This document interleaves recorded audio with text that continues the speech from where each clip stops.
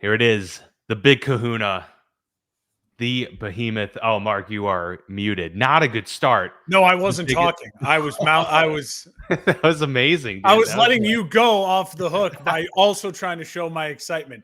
that was Obviously a fail. It's a very podcast. well done. Talk, Mark. Yes, talk. It's a podcast. Amazing. Yeah, our big season-long preview prediction episode. We're going to go through divisional standings, team records, playoff predictions, all of that good stuff here for you today. But first, got to dive into breaking news. Well, it was breaking news a couple days ago, no longer. Micah Parsons on the move from Dallas. So the saga there finally comes to a close after this entire offseason long drama that has been unfolding. Jerry Jones finally either caved or decided that it wasn't worth the struggle anymore, shipping him to the Green Bay Packers, much to your chagrin, I'm sure, for 2 first-round picks, next year's in 2027, as well as defensive tackle Kenny Clark. What do you make of the news? Were you surprised to see that he was on the move in general? Was it the timing? Because I certainly have some thoughts on that too. I thought that Dallas backed themselves into a corner. I think when you decided to pay Dak the second time, we all knew at that point in time you can't keep all three. You can't keep Dak, CD, and Micah. Unfortunately, I think for a lot of people and Dallas fans, I feel like if you truth seared them, they would agree with this completely. Micah probably was the one you'd want to keep most of all of those three. The absolute elite defensive player just going into his prime at 26 years old, a complete game wrecker. And now that you have an elite weapon, with CeeDee Lamb and an aging and very expensive quarterback with no game wrecker on defense, it feels a lot like, we talked about teams like the Steelers and other teams where you're paying guys because you're going all in. And it's like, well, if you pay Dak that much money and you pay CeeDee Lamb that much money, you've got to be going all in. And this feels like the Cowboys are not all in. And so it's a weird, I think, move as far as that is concerned. But it's like they backed themselves in a corner. They couldn't do it all. And so they chose offense over defense. Maybe it was because Micah just didn't play into Jerry's game. Good for Micah if that's the case. I think Micah is going to be very happy in Green Bay. I think he's going to realize very quickly, like, wow, this is the anti-circus. This is true culture versus glitz and glamour fake culture that Dallas has. And I think you're going to see a guy who's going to have probably a borderline Hall of Fame career, and he'll go into the Hall with a G on his helmet, and that is devastating for me and the Vikings fans and the Lions fans. But if you're Green Bay Packers, just really quickly, I think, listen, they're picking in the late teens, 20s every year because they're a really well quality run organization with a great head coach and a really up and coming quarterback who they believe could be a top 10 quarterback by the end of the year. Certainly he's paid. He's a top 5 quarterback paid wise. And so you say to yourself, this is our opportunity in a city, in a franchise where we don't get free agents. You're going to have to make a blockbuster trade every couple decades, i.e. Reggie White, i.e. Micah Parsons now. And then you supplement all of that with really great drafting. And I think Green Bay is admitting that, hey, we've had some really solid drafting, and they have. They've got a bunch of B guys, but none of those guys have really turned into an A-plus player. And so, listen, just give up 2 first rounders and a very solid player to go get an A-plus player. I think overall, what it does for Green Bay is it makes their team overall, on the Madden rating, they went from, an 88 to like maybe a 90. You know what I mean? It's just that one extra elite A-plus level player. Does it make them a Super Bowl contender? I think you and I will kind of discuss that here coming up. That's for sure. Yeah, I agree with you in many ways here with how you've laid this out. To me, they missed their window, and their opportunity to do this was in the offseason prior to the draft. That was going to be the perfect opportunity to trade Micah Parsons if they were going to do it, and get maybe a 2025 pick in there and then one in 2026, and open up your opportunity, shop him a little bit, and really be able to see which teams are in the mix. At this point in time, it seemed like there were fewer teams. All teams have their books in order at this point of the season, right? There's not too many teams that all the stars would align to make this trade happen. Probably 25 teams in the league would want to trade for Micah Parsons, but whether or not they're able to is a completely different story, right? Whether they're willing to give up 2 first-round picks, whether they have 2 first-round picks to give, and then on top of it, oh yeah, you've got to acquire this player and now pay him, a the large most money sum of that's money. not a quarterback in NFL history. Yeah. Yes. So a lot of teams, checked off 2 of the 3 boxes, but weren't able to actually afford Micah Parsons. And so, yeah, they backed themselves into a corner with this entire situation, dating back all the way to when they paid Dak that large sum of money, as you pointed out. I disagree in terms of the order of which. I think I would still choose CeeDee Lamb over Micah Parsons if I had to choose between who I'm paying, because I think wide receivers are, a dime a dozen. I agree. I think you can find a wide receiver. A CeeDee Lamb level wide receiver is not a dime a dozen. But to your point, I think you could really say it's 1A or 1B in a lot of those decisions. But at the end of the day, the Packers, it was a great move for them. They improved just enough to really make them, that much better of a week in, week out threat, especially now that they can have some confidence on the edge. Rashawn Gary, we know, is a really talented player. Kenny Clark, who's coming towards the end of his career, or certainly on the back half, still very talented, but they needed more help on the perimeter. And so this really secures that for them. On the flip side for Dallas, though, I did think, given the circumstances, I've already agreed that they missed their window and they botched this 5 different ways. Given their situation now, I thought it was a good return for them too. I thought there were 2 winners overall in this situation. I think Dallas getting 2 firsts, yes, they're probably going to be later firsts.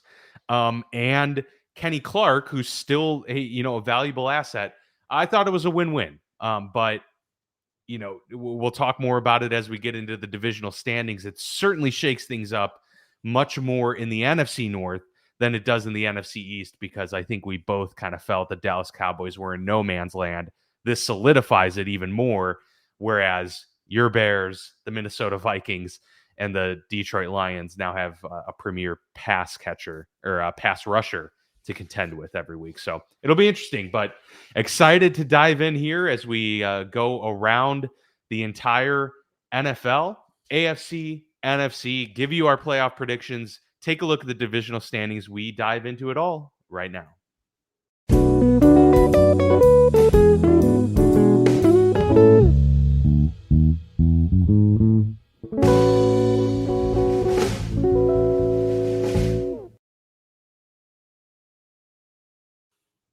All right, chomping at the bit. We both, spoilers a little bit. We both discussed right before we came on here. Mark and I don't know what we've picked for the divisional winners. We don't know any of it, but we did talk about how it was a little bit difficult, especially on the NFC side of things, to leave certain teams out of the playoff picture, and noted that neither of us have a 14-win team on or better, a 14, on the 15, table. Yeah. So no 14, 15, 16, 17 win teams in contention this year. So that's just an interesting tidbit before we dive into this thing. Yeah, I think in the AFC, it was certainly hard to leave 1 or 2 teams off. In the NFC, it felt like I'm leaving 4 teams off, maybe, that I'm just like, yeah, but if things break their way, I'm not going to be shocked. I think the one preface I'll have for my own list before we jump into it is I will just say this. This is the year truly, I think, you base these predictions off if everyone's healthy, right? When you're looking at that week 14, 15 games, and I'm picking between Niners at Rams, I'm not thinking that the Niners are missing 2 offensive linemen and Brock Purdy has an injured rib or whatever. You know what I mean? You're thinking, okay, they're at home. It's December. Maybe you take a weather into account a tiny bit, maybe momentum of where a team has kind of got some wins in a row. But otherwise, you're taking it as like they're all healthy. And I think in this exercise, what I learned is if every team is healthy in the NFC, there is a lot of just B plus, B minus teams that on any given Sunday, I'm like, shit, why could they not win that game? That they absolutely could win that game. And I think so. You're going to see a lot, I think, break in the NFC in different ways. I fully expect my predictions to be off in the sense of like, yeah, because there's going to be 2 or 3 injuries to where I'm like, hey, that team is going to win 9 games and barely miss the playoffs. Maybe they're the one that gets injured and they end up winning 4 or 5 games. I'll look like an idiot based on my prediction, but it's like, well, man, no, I truly think if all the pieces are there for a lot of these teams in the NFC, you're going to see some really competitive football. I don't see a ton of teams throughout the league that are those 2-win, 3-win teams. And I don't see a lot of the top end 14, 15-win teams. I think there's a lot of parity in the NFL going into this year. There is absolutely. And it's worth noting too that aside from injuries, there could just be major surprises. Russell Wilson could fall flat on his face in New York. JJ McCarthy could be the next coming of, Peyton Manning. CJ Stroud year. Yeah, we don't know. Yeah. There's a lot of rookie quarterback situations. There's a lot of, rookie head coach situations where, hey, we could be totally surprised. Oh, Trevor Lawrence and company finally get it together and go on a crazy, crazy season where they win 14 games. And you're like, whoa, what the heck just happened? There are a lot of factors obviously in play, but given what we know now, and this is why we do a show, is we give our opinions. We talk a lot about football, and sometimes we're right, sometimes we're wrong, sometimes we're really, really wrong. But that's what makes all of this fun. So I say we go based on, kind of like what we did with our divisional round table. Or we could do AFC East, NFC East, or we can just do the entire AFC landscape, entire NFC landscape. Do you have a preference on how we attack this one? If we're jumping between conferences, I'll get too confused. Let's do AFC. AFC landscape. Let's start with that. And we'll start with the AFC East. Okay, love that. If you want to just give me your AFC East breakdown, I will. And then I can give mine and we can kind of discuss. I have the Buffalo Bills winning the AFC East once again. I think they're the class of the AFC East. I think this Buffalo team has really favorable scheduling breaks. We talked about it. They played most of their tough games at home. For a team that was a high-seeded team last year, for them to have the scheduling breaks they got this year, and you add Bosa to that defense, I think the Buffalo Bills are going to end up 12-5, and I have them winning the AFC East. I'm going to go number 2 is the New England Patriots. A lot of what I think this is based on is 2 things. I think there's a giant culture change. I think you're going to see that like you saw with Washington last year, like you saw with Houston 2 years ago. When you just have a really positive, amazing culture change, that alone is going to help you. I also think it helps the fact that their schedule is so easy. They have, in my opinion, the easiest schedule in football. And they have enough talent, I think, with quality coaching to steal some games. I have them at 9-8 at second seed. I think Drake May, if he's healthy, I think it progresses nicely. I think we're talking about Drake May at the end of the year as that guy, like, man, is he in that 13, 14 range? Where is he fit? He's not one of the top 10 yet, but man, he showed real flashes. He stayed healthy for 17 games. Ups and downs. I think you'll see a real positive step forward for New England. I have the Jets at 6-11 in the 3 spot. I want Justin Fields to succeed. I want the Jets to claw their way to 9 wins. I don't see it with the schedule, and I don't see it with now Elijah Vera Tucker, maybe possibly injury this morning. I don't see it with The weapons beyond Wilson and Hall, I'm struggling with that. I think this is a team that's going to run the football a ton, and they're going to try to play really good defense. I think the Jets are a 6-11 team that covers almost every game, and I think they're going to be a really tough out.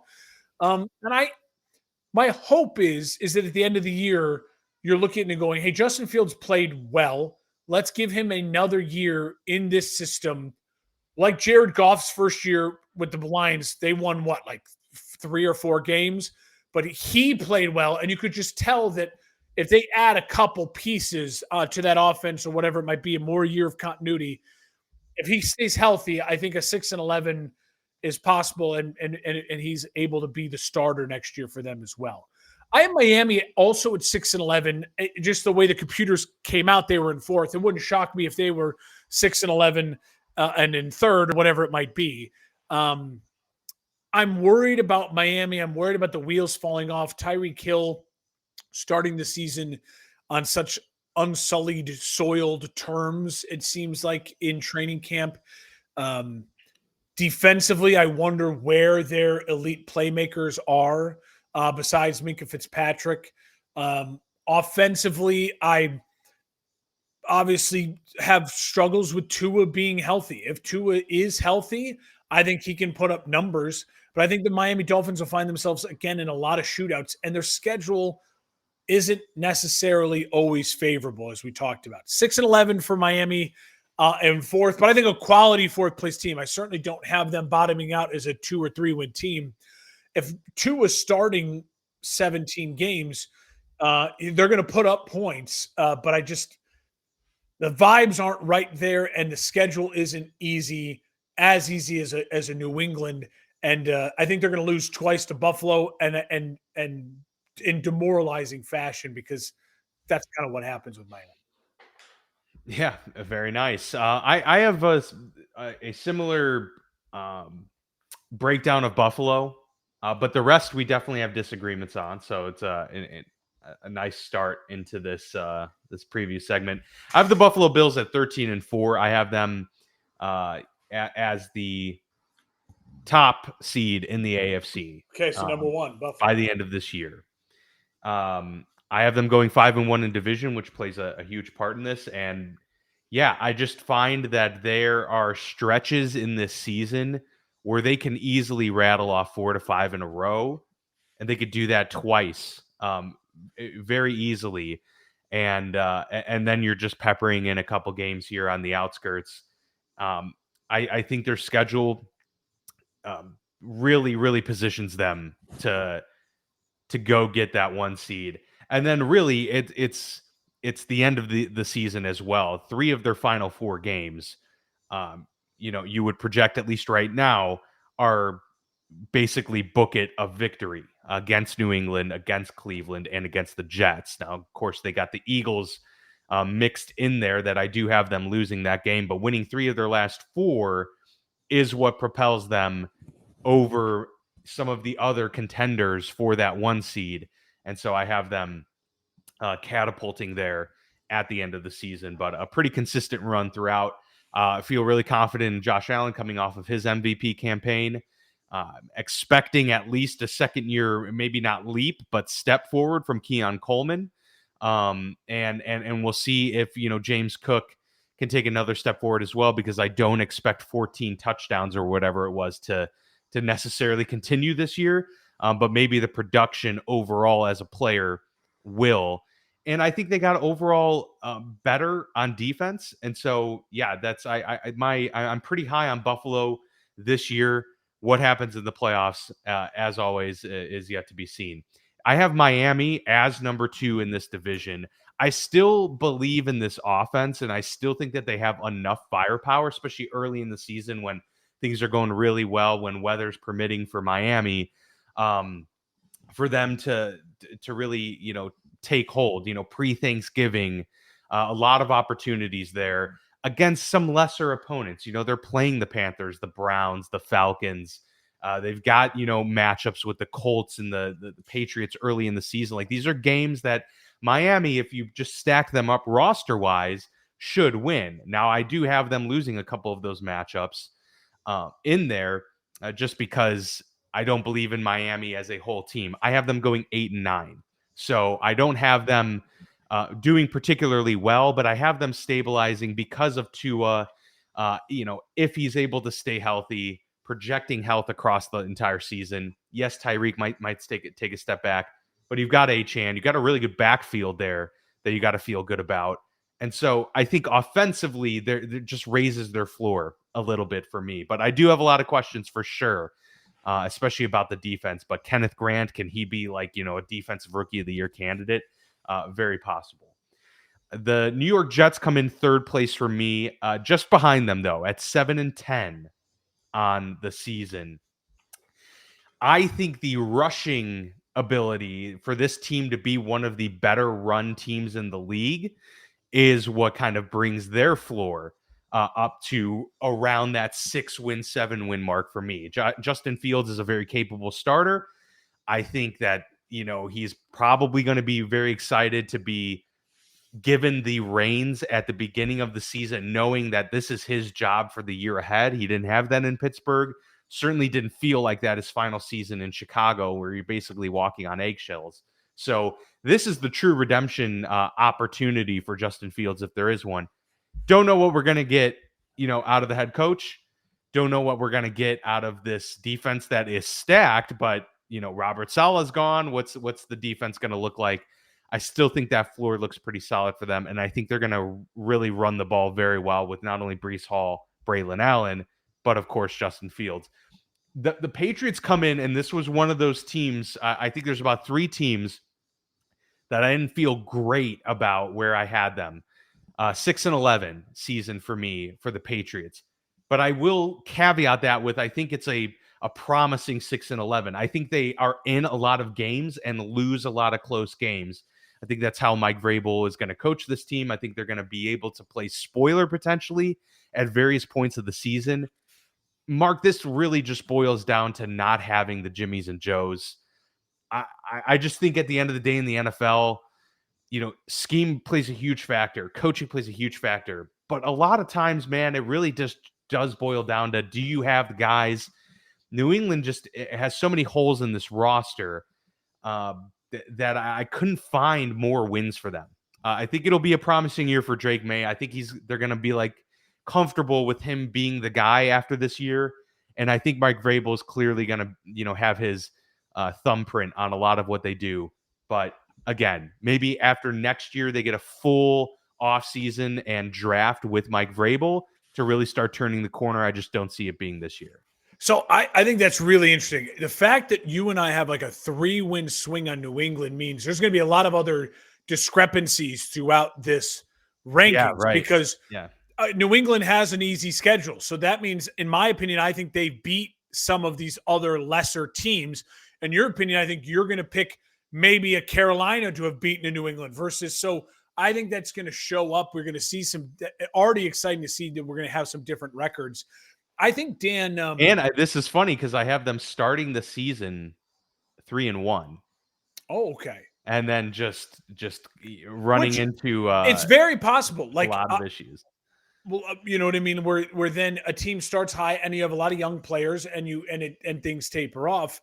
I mean, the end of their schedule, their last like 6 weeks is pretty tough. Like the Bengals, the Bills, the Ravens, and then the Jets in Miami are, not. And that's where I have New England. I definitely have New England trailing off for sure late in the season. I think, Dan, the pressure for Drake May is oddly different than the pressure for Caleb and McCarthy and Penix. Because if you look at Caleb, because Vrabel didn't come there for Drake May. Well, that's a great point. I wasn't going to make that point. That's a really great point. But I do think the pressure the point I was going to make is that Penix, Caleb, and McCarthy, well, we'll exclude Jaden Daniels, they all have a bevy of offensive weapons to work with, right? Yeah, that's true. They have the people you should say, you got guys. What are you talking about? You got guys. Now, Penix's offensive line, I don't know if I trust it 100%. And with McCarthy, I don't know if their offense of mindset commits to the run as much as maybe Ben Johnson's going to look to do. it was Chicago, and then obviously what Atlanta would do with Bijan. But I think that that's like a real thing. Like if I'm a Pats fan, I look at what Drake May has to work with, and I go, if he struggles at times, I'm going to give him the pass this year because I think he's a guy who's going to need, Stefan's not going to be ready to start the season. And so there's going to be a lot of growing pains for that offensive, group. But I do think you're going to see the flashes. You're like, this kid's got something. He could be a quality above average starting quarterback in the NFL. Where do you want to head next, my friend? How about we go to the AFC West? Ooh, Let's head west. All right. I have the Kansas City Chiefs winning the division at 12-5. I'm not taking the bait, Denver and Chargers. I'm not doing it. I think 12-5 is because of early season struggles without Rashid Rice. I think there's also, and again, that's so funny because it's like 12-5. They're going to win a bunch of games. They're going to win the division. But this was a 15-win team last year. Listen, I think their offensive line stayed the same, which I think they really improved their tackle position with the rookie out of Ohio State, the first rounder, Brooks. Is it Brooks? But you lost Tooney. But then you did resign guys, so it kind of stayed the same. So I think it'll still be a solid offensive line. Josh Simmons is who you're referring to. Simmons. Yeah. Brooks is the kid who went from Texas, who went to New Orleans. I do have a question mark with the running back room. Like Kareem Hunt felt like, hey, we're going to plug and play for Pacheco with that injury, but obviously this is a room that's going to need to be revamped. And then they're starting the year with just Pacheco and Kareem Hunt. Yeah.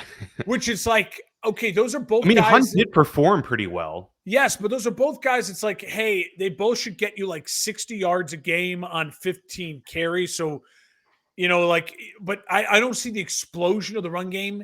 And if you're trying to get back to that Kansas City over-the-top explosive offense, you need that threat of the explosive run game, not just the ground and pound run game. But listen, the Chiefs are the Chiefs. Their defense is phenomenal. They have a great defensive coordinator, the best head coach of football. They still have, to me, the number one quarterback in football, just top to bottom overall. Mahomes is a first ballot Hall of Famer and a generational type guy who I'm excited to see what he does with his back against the wall a little bit this year, even though they are a 15-2 team coming off of a Super Bowl. I think you're going to see Mahomes. Aaron Rodgers threw for more touchdowns than Patrick Mahomes last year. Yeah. Like, so I think you're going to see a motivated Patrick Mahomes to get back into that MVP discussion. I think he's a great dark horse MVP candidate this year. If he can get to that 35 plus touchdowns, low interceptions, over 4,200 yards and get them back on top of the AFC West for the umpteenth time in a row. Okay. Deep breath. Number two.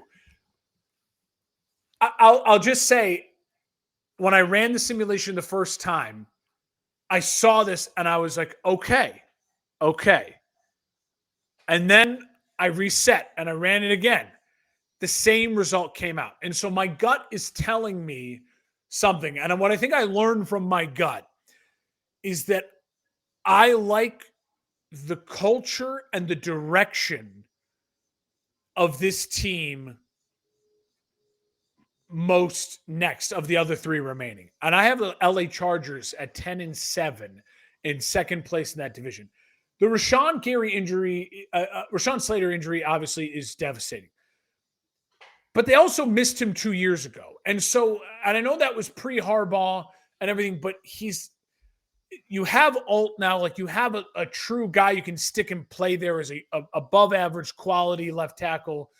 Harbaugh has a culture. And I think Najee Harris getting the clean bill of health that he's ready to go. This team plays in Sao Paulo, Brazil, Friday night against the Chiefs. And I think you're going to see a team that, again, just comes out and reminds you of this dude is playing checkers when everyone else is playing chess. Jim Harbaugh looks at the game of football as, I'm bigger than you, I'm stronger than you, and I'm going to enforce my will. I think Bosa leaving is one of those additions by, again, subtraction in the sense that I think Bosa is going to be a great addition for Buffalo. Great addition for Buffalo and help them a ton because he's going to get the fresh start. He's going to get the guys are counting you out. Do you want to have a really quality end to your career? Or do you want to fade off into nothing? And I think you're going to see him really have a quality last couple of years. But I think he needed to change the scenery. I think also the Chargers defense needs to change the scenery. Like, hey, you don't just have Bosa and Mack and they're going to carry you guys. I think you see a defense that was improved last year take another step forward. It's a really tough schedule. And I just kept going to the fact that when I looked at some of these games, I'm like, yeah, but the Chargers is going to run the shit out of the football. They're going to control the clock. And Justin Herbert, I think he gets Keenan Allen back. Him and Ladd McConkey now have a true relationship. I just think there's a lot to like about Justin Herbert's upcoming season. And I have faith in Herbert and Harbaugh right now more in my gut than I do the next head coach quarterback combinations. I have the Denver Broncos at 9-8 at the 3 spot. So they're right there. 9-8, I know, is going to feel like a slight because every freaking national media guy you've listened to in the past 3 weeks has the Chargers either upsetting the Chiefs, the Broncos upsetting the Chiefs, or the Broncos winning 12 games. I think there's a reason for that. I think they're projecting momentum. I personally think there's going to be one team that doesn't live up to the hype. And I have reason to believe it's Denver for 2 reasons. We talked about the names they added on defense. There's a reason those guys were available to add on defense. You know what I mean? Like, there's a reason that Greenlaw and Nafunga, like, these are guys that have had some issues in the last couple of years, staying healthy and performing at the level their contract was paying them. These aren't adding Micah Parsons in their prime. Now, it was a defense that was already improved. And I think they're a 9-win team in a really tough division with a really tough schedule. I'm not saying the Broncos are going to fall off the map, but I also think there's 2 ways for Bo Nix's season to go, right? His season could go, he takes the next step towards being Drew Brees and look at Sean Payton found his next Hall of Fame quarterback. Or like most quarterbacks who have a really successful freshman year, they struggle in their sophomore year for 2 reasons. A, the defense in the NFL catches up to them a little bit because, okay, this is what is really going on here. And B, the wear and tear of the second NFL season, the pressure that comes with having a good first NFL season, it can weigh on guys. I think there's going to be a slight combination of both for the Broncos. And I think they're really thin in a couple key positions, especially in the offensive line, to where if they get a nicked up injury or something here or there, I think those people who are betting them to win 11, 12 plus games, you're going to be sweating it out. And I think they're going to be hanging around all season long. I think there's a fall off maybe towards the end of the season. I have Denver at 9-8, a very respectable 9-8. And I have the Raiders in 4th place at 6-11. I wanted to find a way to get to the Raiders to get to 7, 8, 9 wins and be more competitive. The schedule wouldn't allow me to do that. I don't think they're the Chargers. I don't think they're the Chiefs. I don't even think they're the Broncos. I think this team could struggle to find 2 wins in division. I really do that. I think they'd be extremely lucky if they found 2 wins in division. So when you're staring down that possibility of 1-5 in division, the rest of the schedule isn't a cakewalk for a new head coach, a new quarterback, and a defense that besides an absolute all-pro elite player leaves a lot to be desired. There's some other pieces, but it's a lot to be desired. And besides Brock Bowers and Ashton Genty, who I have both of them on my fantasy team, I don't know where the offense is going to come from. Amari Cooper, yes, that's fun, but I'm worried a little bit about, Geno had success with DK and Lockett, over the top veteran big play guys. The weapons of Amari Cooper stuff, they aren't in their prime big play guys. So I think you're going to see a Raiders team that's really competitive, really fun, but find themselves at 6-11 at the end of the year. Yeah, the Raiders remind me a lot of the New England Patriots in terms of how I think they stack up and how they're built. Okay. And new coach, new quarterback, relatively new quarterback for New England. And and all of that. So yeah, they'll be feisty, but hard to see them contending with the best of the best in the league. Mark, we are 4 for 4 in this division. Exact breakdown, exact records across the board. Love it. Absolutely. No, I agree with Kansas City being 12-5. Hard to project any team to win 15 games. And the fact that they did it last year, not looking as impressive and not really having the offense that we were accustomed to, it just goes to show how well made this team is, how good Patrick Mahomes is, and how great of a head coach Andy Reid is. All of that being said, I agree with you. It's a tougher climate in the NFL. It's a tougher division now. They don't have as easy of a path as they have had in previous years and even last year. So that's going to be difficult. The schedule is, I mean, there's a lot of potential here for Kansas City losses. Like I have them beating the Eagles in week 2 as that kind of revenge game, but that could obviously go another way. They've got a easy end of the season, but there's a lot in the middle that's really there's difficult. A lot of Ravens, Bills, Lions, Commanders, Eagles. Yeah, it's tough. And if the Broncos are, a pretty solid, decent team, that's just going to add that extra level of difficulty going into it. I agree with you. They got a little bit better on the edges, but not as well as the interior, which is going to affect their run game a little bit. And, is this defense? I don't. Spagnuolo's a mastermind, but this defense outside of a couple players is relatively old, and so you always got to factor that in too as the season goes on. Again, 12-5. No one's pressing a panic button. They're winning this division, but I do have them there. Chargers 10-7 as well. For many of the reasons you laid out, the culture is there. I think when it came to choosing the Chargers or the Broncos for this spot, a lot of it also ended up being I just trust Herbert more than Bo Nix, especially a year 2 Bo Nix. Like I think Herbert will have this trajectory of slow and steady ascension, whereas maybe Bo came on really strong and fast last year, and to your point, might settle in. I don't even think he's going to necessarily fall back. I think he'll probably just kind of steady out a little bit here in year 2. Which is Bo Nix is already like 27 years old. Like he's not the traditional rookie. And I'm sorry to cut you off, but you saying that just really triggered that in me. It's like, it's not like Caleb Williams is 23. It's like, right. Yeah.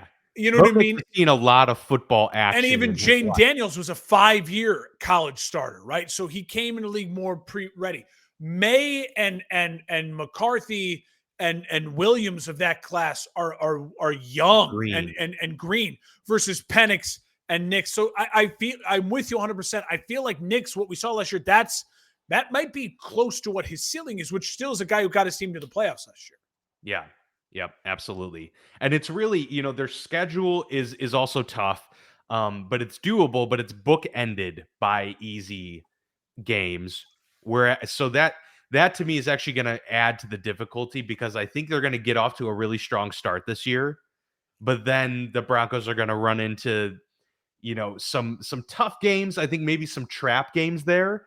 Like I could see them, losing to the Cowboys in the middle of the season. I have them losing to the Eagles, the Texans, like a tough game.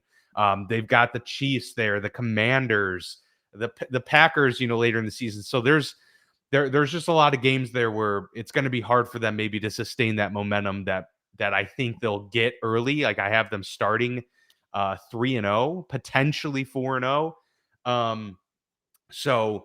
Yeah, it's a little too early for me to jump on the Broncos hype. I do think it's still an ascending team, and I'll have them probably next year as a playoff team. But this year, I do have them taking a seat back, mainly because of the improvement to the Chargers. And then 6-11 for me for the Raiders as well. A team that's going to be feisty. Like I said, it's pretty much mirroring what I said about the New England Patriots. They're going to be a tough out. They're not going to be an easy win for most teams. They'll play spoiler at random times throughout the year. But in terms of a consistent production, there's too much turnover and not enough dudes on this team for me to make the difference in the schedule for them. So 6-11, maybe they can go and get the quarterback of the future next year, or maybe just stockpile the picks and really round out this roster like they desperately need. They need 2 first-round picks badly. Just Yeah. like you're right, adding studs. Can I ask you? You said the Chiefs No 12-5. Christian Wilkins too, which really sucks for them. Yes. That's a big bummer. Where do you have the Chiefs in your? So they win the division 12-5. Are they the 2 seed, 3 seed? Where did they They're end the up? 3 seed. The Chiefs ended Okay. up being the 3 seed based on how the schedule works out, Okay. but the 2 seed is also a 12-5 team. So, Okay. however you want to shake that out at the end of the Okay. year. Okay. I'm keeping track. I'll at the end of the AFC, I'll give you my whole 1 through 7 Sounds there. good. All right. I'm going to start us off with the AFC North here. Let's go. The Baltimore Ravens win the North once again at 12-5. I think so. They're your 2 seed, right? They're my 2 seed. So we've got the Buffalo Bills as the 1, the Baltimore Ravens as the 2, and the Kansas City Chiefs here so far as the 3. I think this is kind of a moving train. Not much has changed for Baltimore. I think their defense will get a little bit better. We just saw them ink Kyle Hamilton, do a huge deal, young player. This team outside of like the Marlon Humphreys is actually like a pretty young group on defense, and so I think another year of Madubuike and another year of Kyle Hamilton inserted into the mix here is just kind of that next step for them, kind of forming this next iteration of what the Baltimore Ravens defense is going to be. Offensively, I think a lot of it stays the same, except they get this extra boost, albeit temporarily right now, to the backfield with a healthy slate of Derrick Henry, Keaton Mitchell, Justice Hill. I think Keaton Mitchell is a really talented player. I'm actually really high on him. So I think the injury last year maybe made his health this offseason kind of fall under the radar. But I think he's going to add an extra dimension of big splash play to this offense where you've got the Derrick Henry who can wear teams down play after play. Obviously, Lamar's a threat on any play. Justice Hill out of the backfield in the screen game. But Keaton Mitchell can break off those 60-yard runs and really gives them that added dimension of keeping everybody fresh. So if this backfield can stay healthy, I think this is easily the best running team in the league. And I think they're a true contender once again for the 1 seed and a true contender for the Super Bowl. The second place in the division, I have the Pittsburgh Steelers here at 11-6. I had been predicting them as a 10-7 team all offseason. The more and more I've thought about it, the more and more that I've seen, some of the moves they make. Like, I honestly think the Jonnu Smith addition impacts this team. I think drafting Caleb Johnson impacts this team to where I'm a little bit higher on this offense than I thought I would be. And so it's all going to depend on how Aaron Rodgers translates. But if we get the final 8 games of the season last year, Aaron Rodgers, then I think you're talking about an offense that actually can be pretty dangerous because they've got 4 tight ends that could all be starting tight ends in the NFL.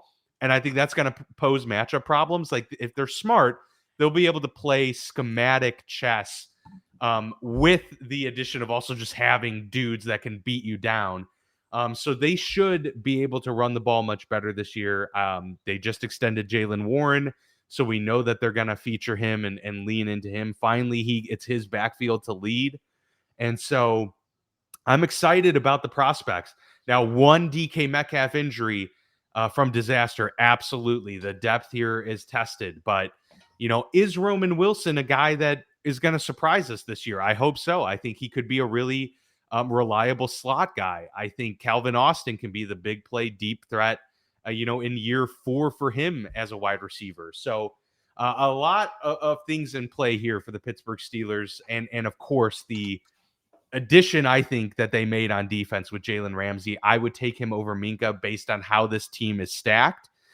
So they really upgraded their cornerback room, and it really could be a top 3 defense, if not the best defense in the league. So for those reasons, I have them second in the division. Just behind them are the Cincinnati Bengals at 10-7. And this is all because of the defense. Look, I think Joe Burrow is going to be the MVP this year. He is my pick for it. I think this offense is going to light it up even more than they did last year, because I think year 2 of Chase Brown being the full lead back the entire season is going to do wonders for them. But man, I mean, if they didn't sign Trey Hendrickson, thank goodness they did, because if they didn't sign Trey Hendrickson, this could go down as one of the worst defenses of all time. So just a lot of concerns there. They play in a conference with a lot of good offensive firepower. Their schedule is tough. They're going to have to get in shootouts, which they're more than capable of winning. But again, what's the sustainability of winning games 40-35? It's tough. So I think the offense is going to be one of the best in the league, but they're going to have one of the worst defenses in the league. Caps them out at 10-7, but I do have them making the playoffs there at 10-7. The basement, and it's a big discrepancy, the biggest discrepancy we've seen in division for quite some time. The Cleveland Browns I have at a paltry 4-13. And honestly, Mark, this is because I don't think Joe Flacco starts all season. If I thought Joe Flacco started all season, I actually might have them getting closer to like that 6-win gap, because Joe's that guy that's going to keep you in games. But I do think, and late in the season, they have more winnable games. The early part of the season is devastating. I believe I have them. Let me check here real quick. I have them going 0-4 to start the year. You should. I do too. And then they're like 1-7, going into the bye. And then they're able to rattle off a couple wins. But so yeah, the schedule really opens up for them after the bye, but it may be too late for them at that point. So difficult stretch for Cleveland and a difficult season all around. But this is probably what they should want, man. Just have a really bad year, and you come back next year and just hope to hit on that quarterback and move forward. But that's where I have it. That is how the AFC North stacks up. 3 playoff teams in this division. So yeah, definitely high on the division as a whole, except for the Browns, and we'll see how it shakes out. But yeah, what are your thoughts on those predictions? I'm right there with you. The Ravens 12-5. I think they get it done. This is the best and most consistent regular season football team in the NFL. They are as sure a bet as can be to be extremely good during the regular season. I don't think that much changes. I think Roquan Smith's going to have a really big bounce back year. He had a tougher year last year. Kind of heard the chatter, the noise. He's in shape. I think he's going to play a crucial part of that young up-and-coming defense, as you said. Then I think you turn offensively. I think you nailed it. The running back room, if they're all healthy, is a nightmare to deal with. And then you remember that Lamar Jackson rushed for 900 yards last year. Yeah. And if he's healthy, he'll put up at least 800 yards rushing again. It's a nightmare to handle. And I think the tight ends are healthy right now. Well, they likely is not. Mark Andrews is healthy, though. But he's healthy. You have Zay Flowers. You have Hopkins. Like, you have people now for Lamar has built a relationship with, reliable, and has reliable targets. I think the Ravens are a juggernaut. I think it's a no-brainer that here we are through 3 divisions. And what are we already talking about? The Chiefs, the Bills, and the Ravens, 3 best teams in the AFC. Yeah, I don't trust you as an NFL personality expert, whatever you want to call yourself in this industry that we are a part of, if you don't believe in those 3 football teams. History, roster, quarterbacks, everything points to those 3 teams once again deciding what happens in the American Football Conference. The Bengals, I have at number 2, and I have them at 10-7 at 2. Okay. So same record as you. I think we nailed it with the Bengals. I think they're going to win shootouts. They're going to lose some shootouts. I think, though, the defense may actually be slightly better than you think. I think Hendricks is going to be, again, extremely motivated to put up big numbers. Mm. They drafted the kid in the first round out of Texas A&M. Yeah, Shamar Stewart. Shamar Stewart. He will be a rotational good pass rushing piece. The rookie linebacker of South Carolina, who's getting the start. They invested on the defense in the draft. I think they're going to be inexperienced, obviously. I think they're going to be flying around, and they changed the defensive coordinator. So I think you're going to see a more of an effort on defense. And again, they'll have the advantage because they're going to be up 14-0, 17-4, 3, 17-10 in games, because that offense is going to score. Brown, Higgins, Chase, Burrow, a very solid offensive line. They're going to put up points. Gesicki, the tight end. So I like the Bengals a lot. I think the Bengals, the only reason I don't have them as an 11 or 12 or 13 win team is the schedule and the questions about the defense. If this defense proves it throughout the year, this could be a team that That'd be actually one hell of a story. they sneak their way into maybe that 11-12 win category. But I'm going to conservatively say right now they're a 10-win football team. And I have the Pittsburgh Steelers as a 10-win football team. Again, similar to what we already talked about with the Jets and Miami, same record. It just shook out that the Steelers were in second to the Bengals, third and the Bengals second. I think they're very comparable football teams just in the sense of vastly different of their makeup, right? Yeah. I think the outcome at the end of the day is going to be very comparable, and you did well. 1 win difference for the two. You nailed it. I think we're going to have a lot more to say about Pittsburgh and feel a lot more confident about Pittsburgh when we're talking here early October, in a month from now. We got to see what Aaron Rodgers is like in that Arthur Smith offense. We got to see what Jaylen Warren is like being the featured back. We got to see what the wide receiver 2 and 3 positions shake out and how defenses guard it. Do they even bother, or do they just roll all the coverage to DK and dare Aaron Rodgers to force the ball to Freiermuth and Scotty Miller and some of the other weapons? So it's going to be really fun to watch all that shake out. Defensively, no questions. The unit's incredible. It's an incredible names, positions, no weaknesses. That is going to help them early in the season. And then you hope their offense catches up. And the problem is, like the NFC North, the AFC North, it's just a battle. Every week you really think, now we can go on a 2-game win streak, 3-game win streak. And you're like, no, here's the Ravens. No, here's the Chiefs. No, here's the Lions. And so it's just really, really tough. Again, I think they're a really, really good and dangerous 10-7 team that by the end of the year, I think a lot of people will be looking at the Pittsburgh Steelers going, shit, that's not the matchup we want wild card weekend. We don't want the Pittsburgh Steelers. So do you have them in a playoff spot? I will tell you. I'll tell you there. I'll tell you there at the end there. Okay. And then the Browns at 4-13. I have the Browns at 4-13. Same thing. Again, it's brutal early, and then it's really winnable late. Again, if Joe Flacco starts the whole season, they probably do end up with closer to 6 wins because there's talent on the roster. The problem is they're gonna abandon ship, which they should with Flacco when they're 1-7, and then it's gonna be Dylan Gabriel for 3 games and Shedeur Sanders for 3 games, and God only knows what that will look like. That could be 0-6, and they could be a 2-win team, or who knows, when you have easier opponents, they could squeak out some wins with Jerry Jeudy, Njoku offensively. If they figure out the running game late in the season with that solid offensive line, and then a defense that's led with Myles Garrett and a couple other pieces, not playmakers, but pieces. And Myles Garrett might be the best defensive player in football. 4-13, I think, is the reasonable bet. I wouldn't bet them to win 6 or more games, but I certainly wouldn't bet them to win 3 or less. But I could see all of that happening with them. For sure. All right, take us to the South and take us home for the AFC. Yeah, this is the division where I made a choice. After my first run, 2 things stood out to me. One team had too many wins, and I was like, Mark, you're picking with your heart and kind of what you want to happen. And the other team had a bunch of losses, and I was like, you know what? I didn't pick with my heart. I just picked on I don't trust this freaking team at all. And so I stuck with one and I made changes to the other.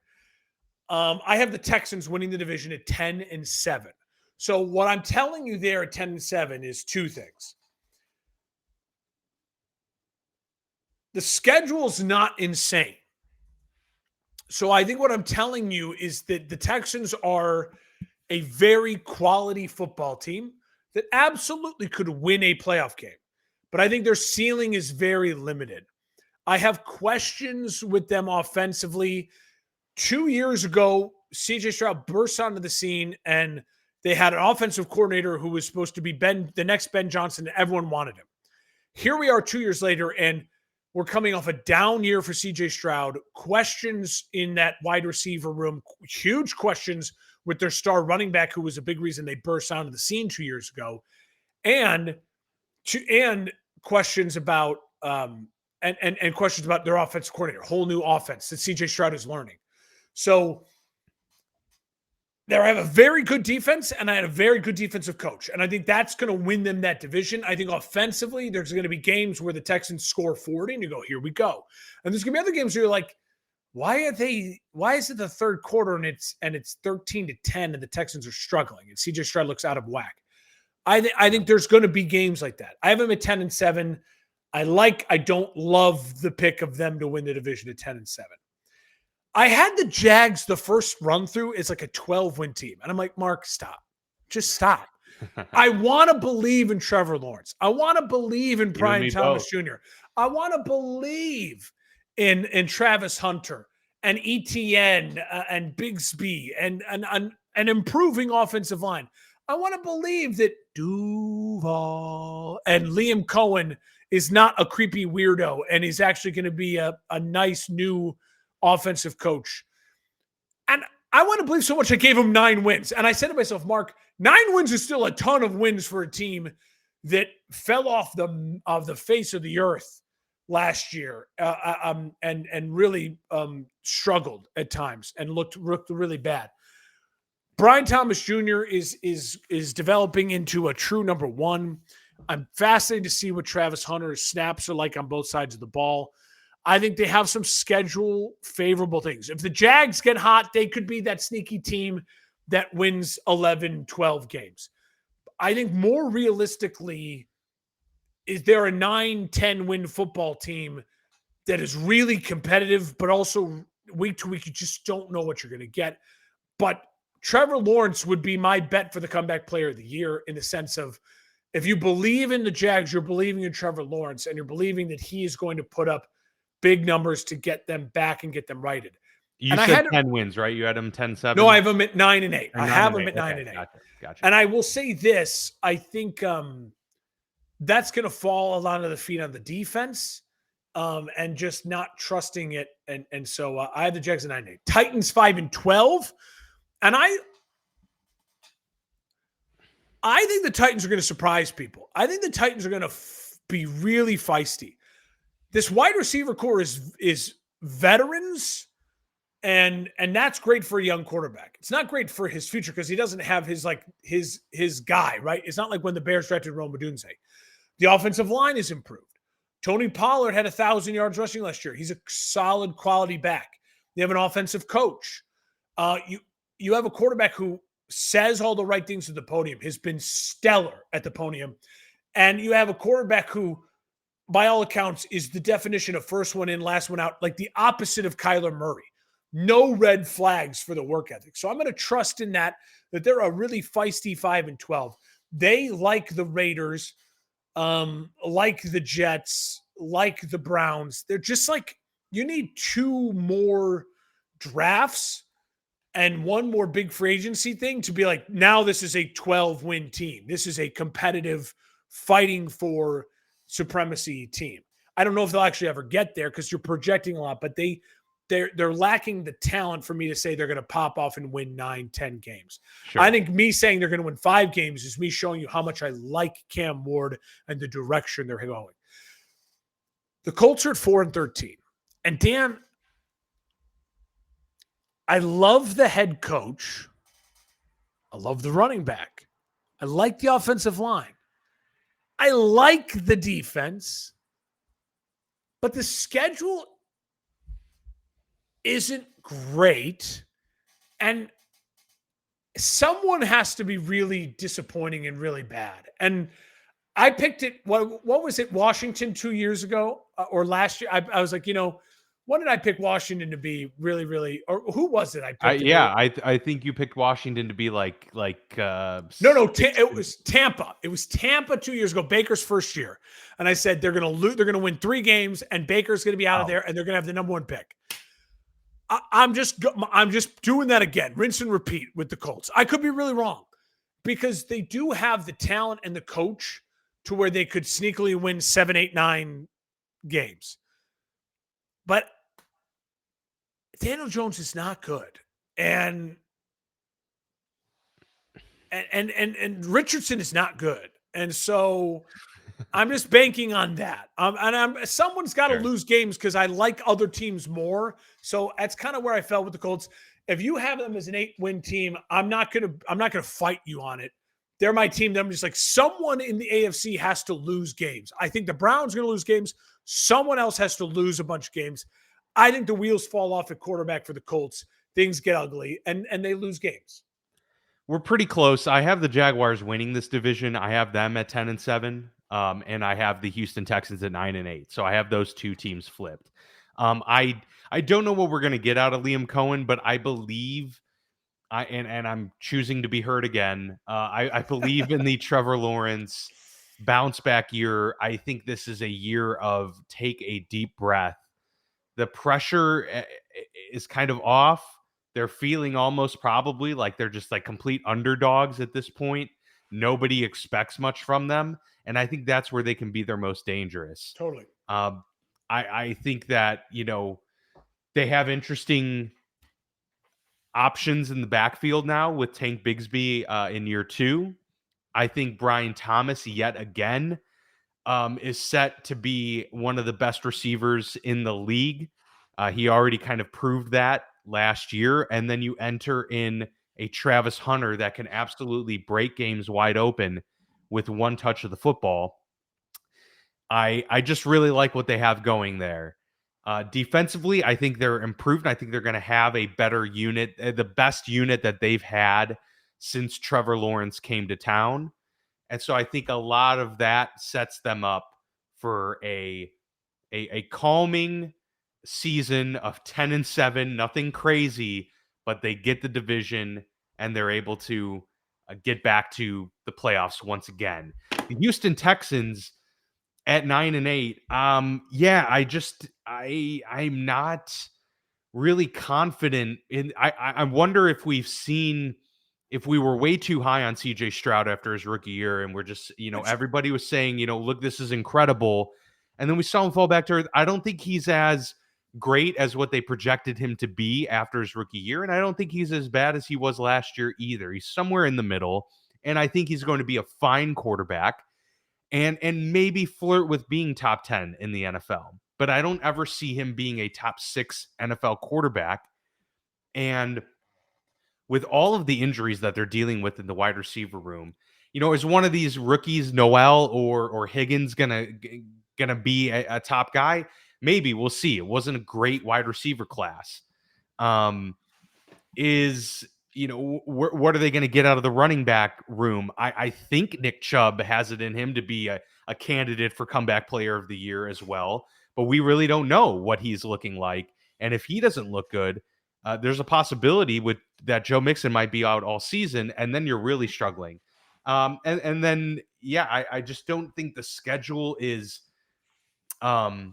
easy enough for them to just kind of cakewalk through some of these maybe growing pains that I think they're starting to feel here on this team, and kind of getting past the honeymoon phase, if you will. So I think it's really close, but I'm going to give the edge to Jacksonville. And then it's really kind of pick your poison. I have Indy and Tennessee both finishing at 5-12, but I think they look very different as well.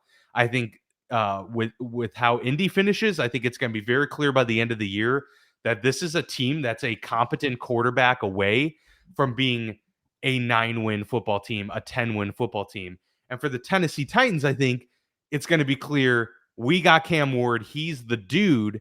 And we got 5 wins because of him, not despite him. And we just need now a lot of picks to round out this roster around him. So 2 very different pathways to getting to 5-12.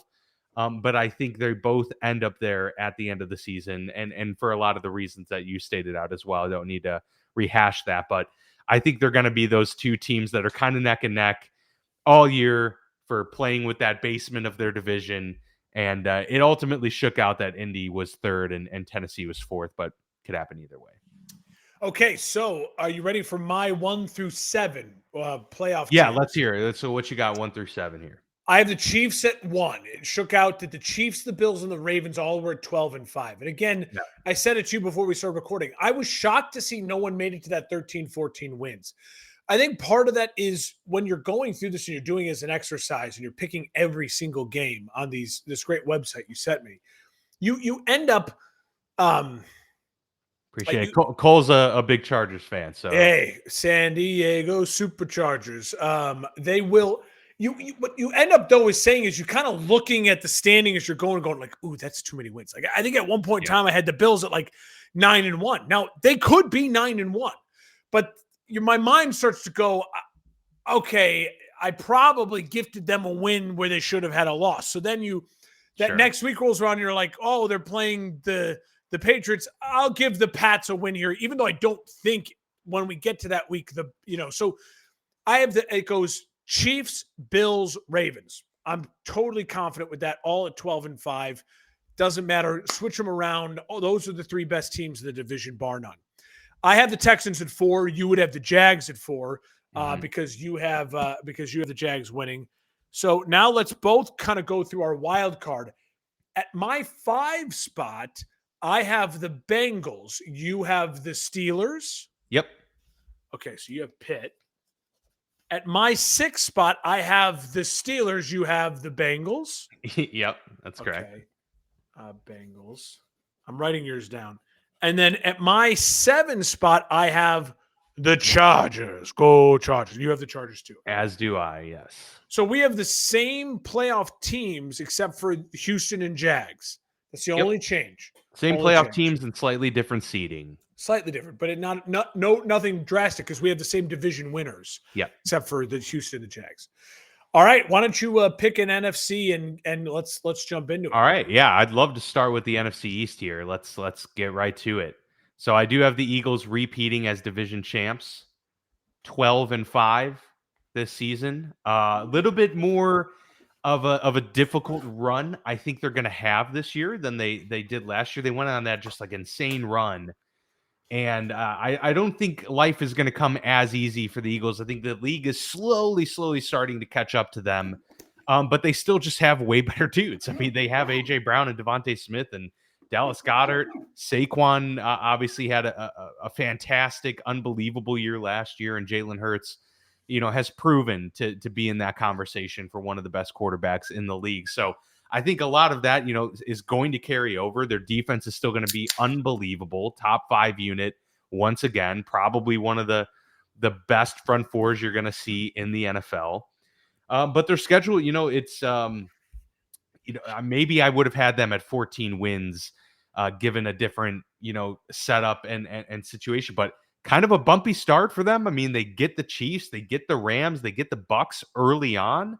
The Broncos can certainly be a spoiler team there. And then after their bye in week 9, they got to play the Packers and the Lions, Cowboys, Bears. Like there's a lot of just difficult matchups there. The bye comes at a good time for them so they can kind of get ready for that stretch run. But it is difficult. They play the NFC North and the NFC East a ton post bye. So it's going to be testing for them. And we'll see if they're kind of limping their way into the playoffs versus last year where they were, full head of steam and really the hottest team in football going into the postseason.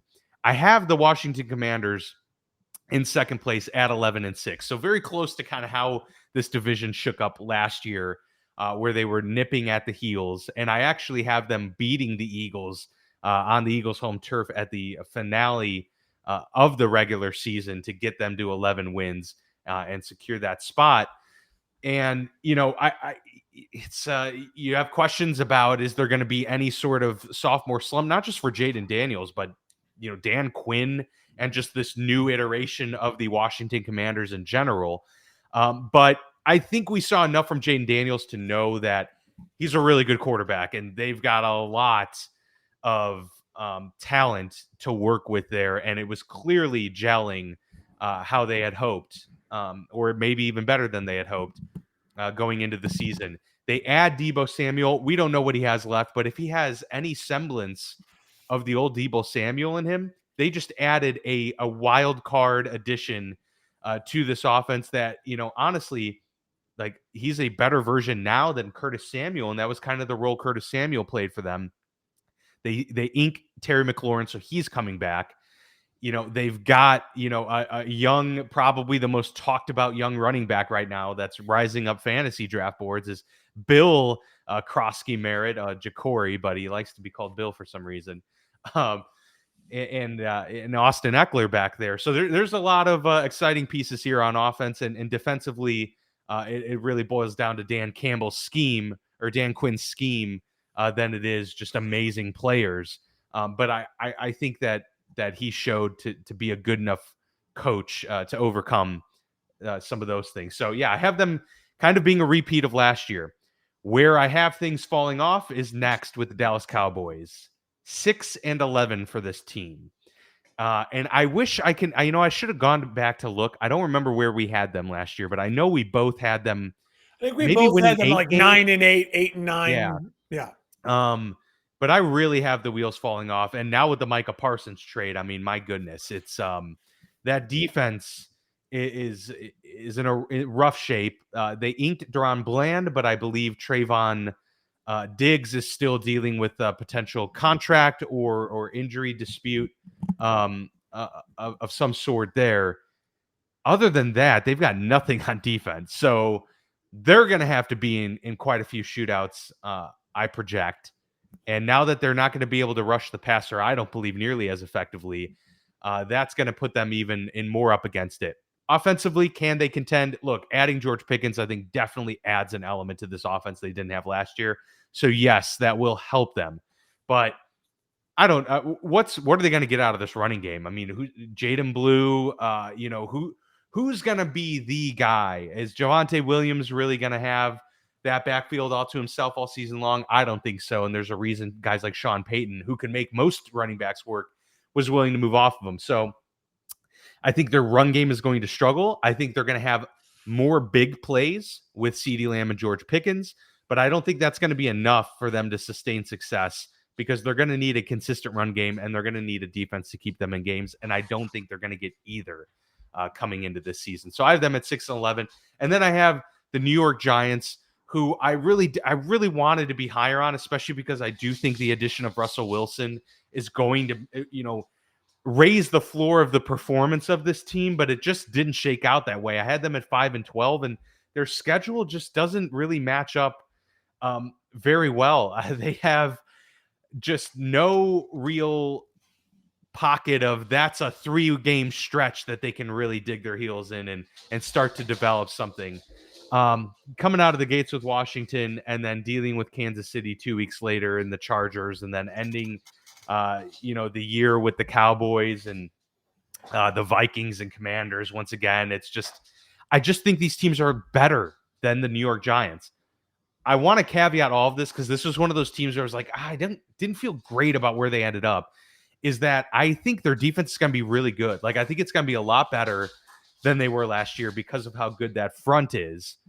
I just think that there might be just some issues with how Russell Wilson works with Brian Daboll. Brian Daboll's very demanding of how his offense runs, and he's a very, type A personality. And I wonder how that relationship is going to work with Russell Wilson. So a lot of question marks on this team. I wanted to have them a little bit higher, maybe 7 wins, but I wouldn't be shocked if they did get to 7 wins.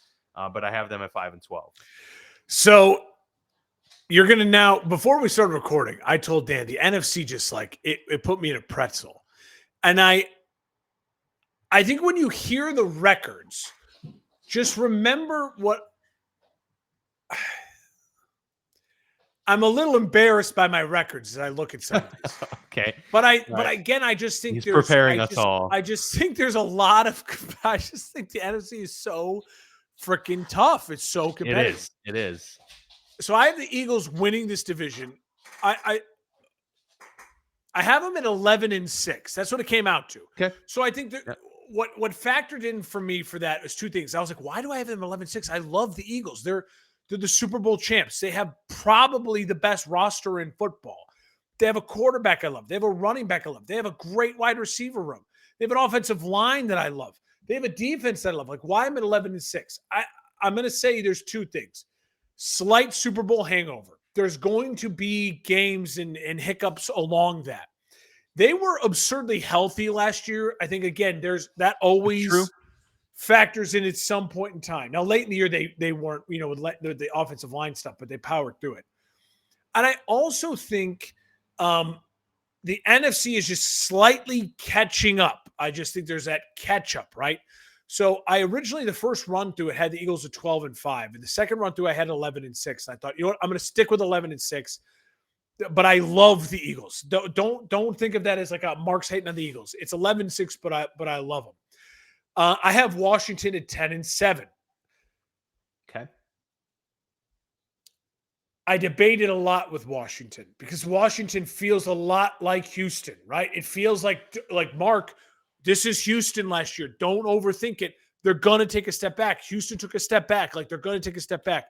But when you look at what they actually added with Deebo Samuel, with signing Terry McLaurin and getting him happy, and then obviously Jaden in year 2 in that system, I was like, I don't think it is Washington. I mean, I don't think it is Houston because I think Jaden is special in the sense where Stroud is very good.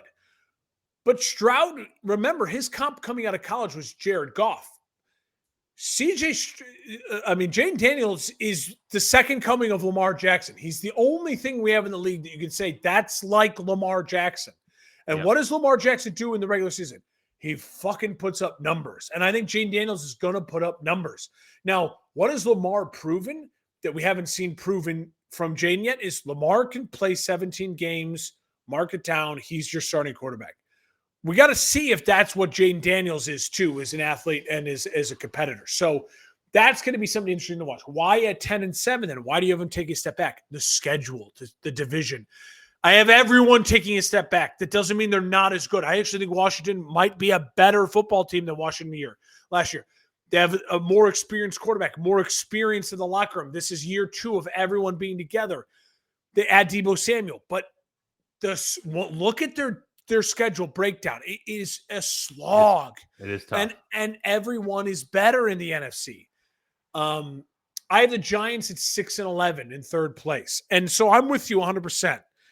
I think this is a 6-11 with Jackson Dart playing some quality football late in the year.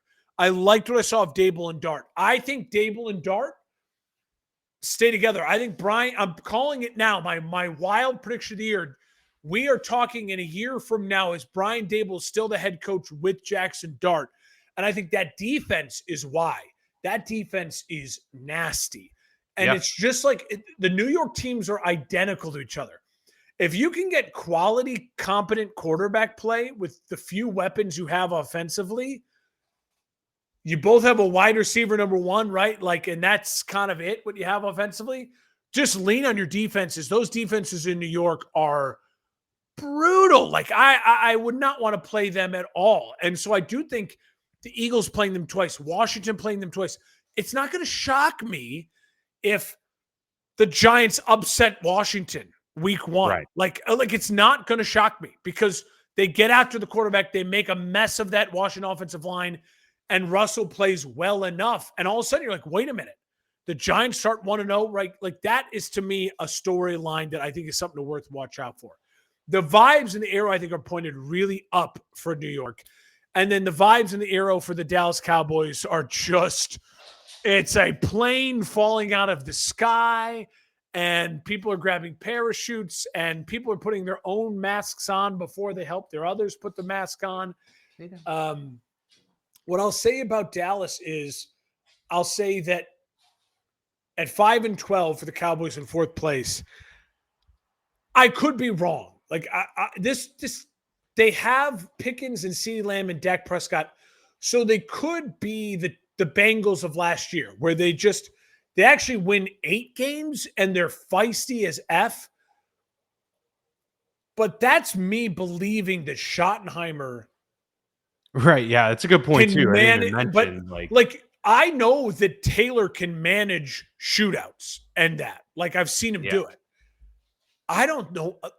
I think there's going to be so many days we turn on First Take or Get Up, and they're going, "What is Brian Schottenheimer doing with 3 timeouts still in his pocket?" And then what? It's like, or he had no timeouts. I can see Stephen A. Smith going, laughing, wearing the Cowboys hat, going like, "This dude don't know what he's doing." Like I can see those headlines where it's like, yes, they're capable of scoring 40 every game if the running game figures itself out. And that's another huge question mark with Schottenheimer and Dak. And Dak's another year older, coming off of more dinged up injuries. Is he capable of doing 4,500 yards and 35 touchdowns? Yes, I think. Like, it's going to the wear and tear gets to people. Brady and the Mannings and the people who played into their late 30s and 40s, they deceive us, right? There's a reason they're the outliers. There's a reason why Drew Brees was the outlier. I don't know if Dak is capable of doing that. Now we're getting on the wrong side of 30 in a wrong way for a $60 million man. I think the wheels come off in Dallas at 5-12. So there you go. Yep. No, I totally see it. I get it. Yeah, we're pretty close here in the NFC East, all around. I'll let you pick our next destination. We're headed down to the NFC South, Dan, and a team that I love. I love this team. I've always believed in their quarterback since he arrived, and their head coach as well. I've always said he's a veteran head coach. Especially 2 years ago. Like 2 years ago, I believed in the head coach and quarterback. The Tampa Bay Bucks, I have them at 11-6 and winning the NFC South. Again, 11-6. You say, God, you don't like them. I love them at 11, but 11-6. I think I will be really shocked if I see a 13-win, 14-win NFC team. I really will. I just think that the NFC is full of a bunch of teams that arrows are pointed up, and you're going to get a lot of kind of week in, week out. Like, we're going to be talking, I think, throughout the season, like, how did they lose that game? Well, that team they playing is up and coming and they're feisty or whatever it might be. But I have the Bucks at 11-6, and I think the weapons are insane. The wide receivers, the running back, the offensive line, and Baker. The question mark is third OC for Baker in 3 years. My gut says it doesn't matter because Baker's made it work. Defensively, there's still enough there, and they drafted and added some pieces to where I have faith the way it's working in Tampa. I'm not going to rock the boat. I have Tampa at 11-6. I really wanted this to be the Panthers at 2. Just let you know, I wanted it to be the Panthers. All right. It is the Falcons. Falcons make it. At 7-10. I have little faith in the rest of this division. Clearly. As far as competing for a playoff spot, I don't think any of the rest of these teams are going to be in the discussion week 15, 16 on. And I know you're saying, well, okay, so explain Tampa then. I mean, explain the Falcons then, because Bijan Robinson, Drake London, Kyle Pitts, Michael Penix Jr. I'll explain them. I don't have a veteran leadership on defense. I have a Raheem Morris who is track record is what? What's his track record as a head coach for me to go, Raheem Morris? I got nothing. And I have a defense that is lacking the leader, the soul. The Bears stole the soul of that defense away in Grady Jarrett. Where is the soul of that defense? Where is the playmakers on that defense? And then, Dan, I think when you get 17 games of Michael Penix Jr., you're going to get 17 games of Tua Tagovailoa light. I mean, healthy Tua. That's who he is. That's his ceiling as a quarterback in this football, in the NFL, in my opinion. And so I know they have a ton of weapons. Tua's got a ton of weapons. I don't see it as a consistent way to win, and I don't trust Raheem Morris. I think they're going to be in shootouts because I don't trust their defense and I like their weapons. But again, it comes down to it. I don't think they hold a candle to Tampa. And I think then the Panthers are feisty enough to steal a game from them. So then all of a sudden you're 3-3 in division at best. And I don't love a lot of their non-divisional games as far as the matchups go for Atlanta. 7-10. Panthers 6-11 right there. I think the Panthers at the end of the year is the ceiling of what the Panthers are. I mean, I think losing Adam Thielen is going to hurt. That wide receiver core is young, and with Bryce Young tightrope walking confidence and his NFL career, that's not great. Yes, Chuba and the offensive line is nice, but again, they're young defensively. The arrow is pointed the right direction. I just didn't find 7-8 wins for them. Both times I ran the simulation, I knew my heart was saying, like the Panthers, like what they're doing. And both times they were 6-11. So I'm going to trust that that's where my gut falls on them. Would it shock me if they get to 8-9 wins?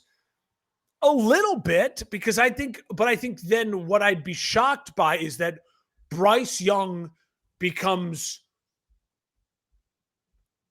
Tua Tagovailoa plus. You know what I mean? He's Disney plus. Like he became that guy. Truly week in, week out, that guy. 250 yards, 2 touchdowns, and interception week in, week out. Maybe that happens. I'm not betting on it to happen. I'm a bet for them to be 6-11. I have the Saints at 4-13. I couldn't find the Saints as a 2 or 1 or 3 win team. I found them as a 4-win team because I do think I like the coaching staff.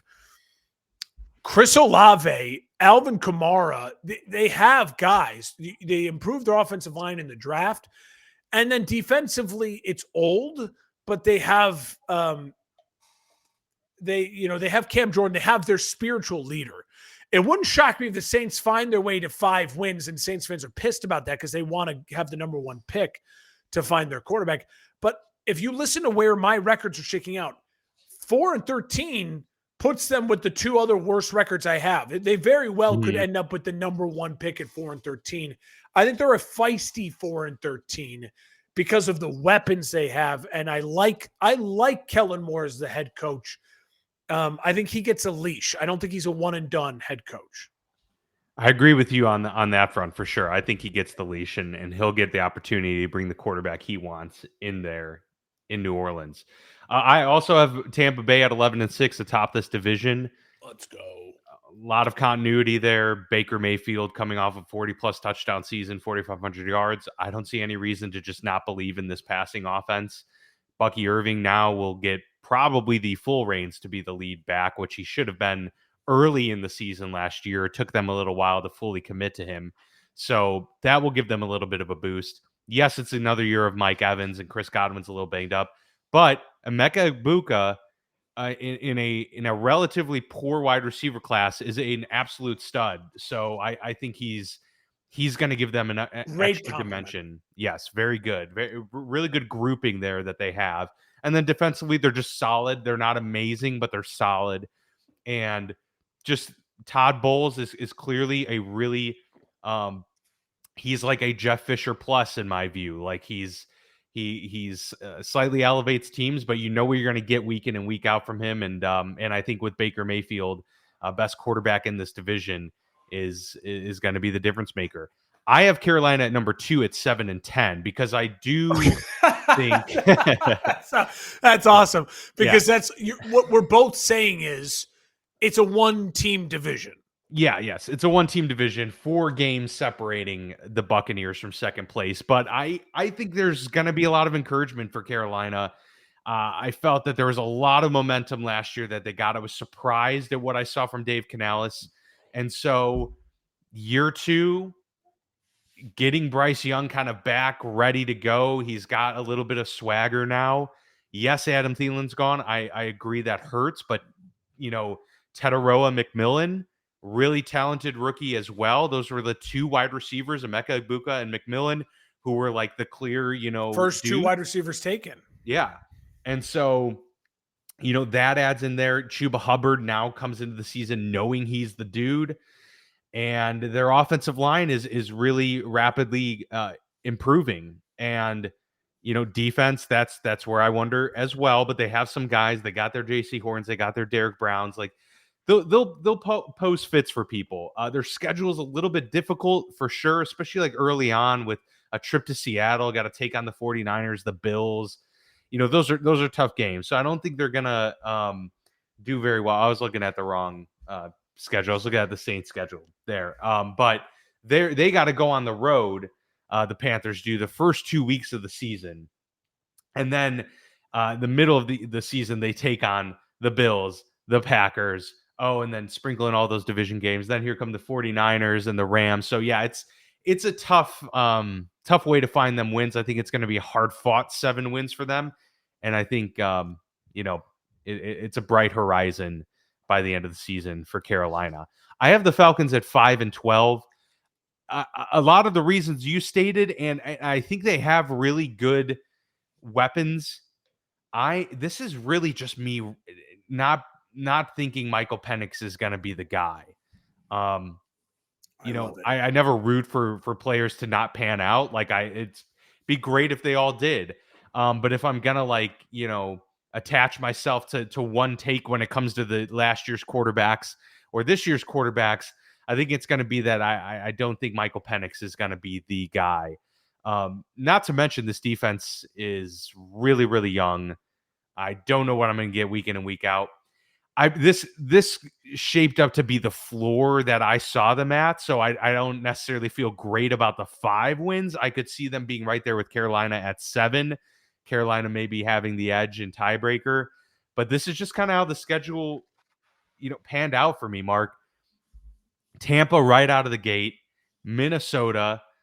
I have Carolina beating them in Carolina in week 3. And they got the Commanders and the Bills and the 49ers right after that. Start. Like where can I find a lot of daylight here? It's tough. It opens up towards the beginning of the back half, but by then you've lost faith in Michael Penix. You're one in whatever. He's probably thrown a bunch of interceptions, and I'm with you. And is this offensive line good enough to keep him upright? Because he's not going to be running around, He really is Teddy Bridgewater. I could see that. Absolutely. Yeah. I have the Saints at 3-14. I do have them, nearing the basement here in the league.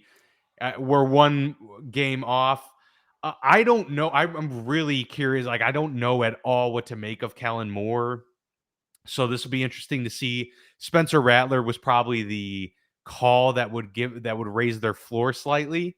And they do have dudes, but I just think a total package. I think this team is just due for a reset. I think they're going to have really kind of just have a lot of aches and pains throughout the year. They're going to switch between quarterbacks probably a few different times, just try and figure themselves out. And by then, it's probably just going to be a little too late. But this will position them, to have a top pick in the draft next year. And so, yeah, that's where I have them. Shaking out. I think we see it. It's really funny. We see it the same. I think Falcons fans, they have a right to be, hey, you're hating on us or whatever. You show me in that schedule where you feel confident the Falcons can make it above 500 through those first 7 weeks. I just don't see it at all. And then, listen, we all know how the world works. If you are struggling that badly with a young quarterback and your record's that poor, it's probably because he hasn't been playing great. So, unless you're losing every game 44-45 and he's throwing a bunch of touchdowns, which he's not that guy.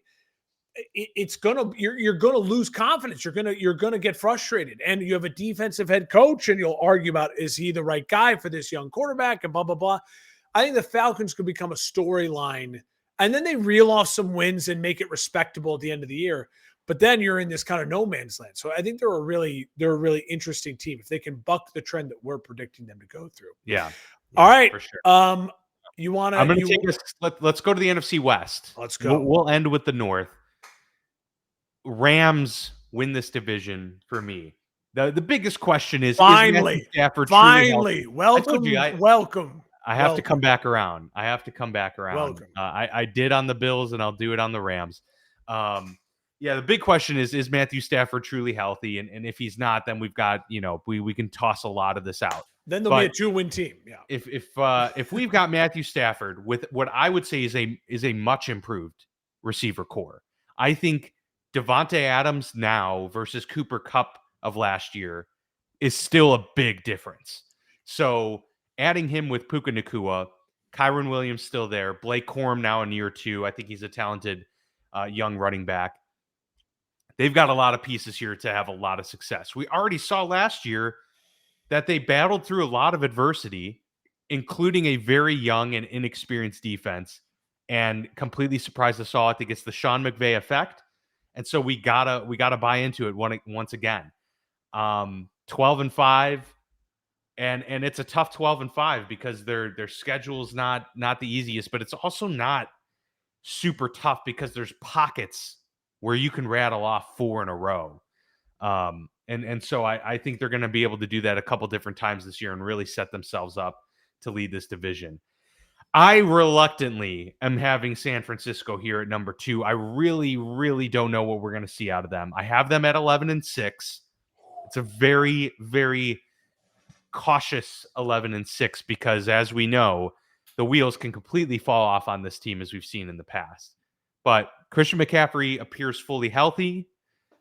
I think with Juwan Jennings, taking that next step forward, Ricky Pearsall year 2, George Kittle primed for a big year, I think. Brandon Ayuk will return to this team, I would think, at some point mid-season, and that could just give them that extra boost that they need too.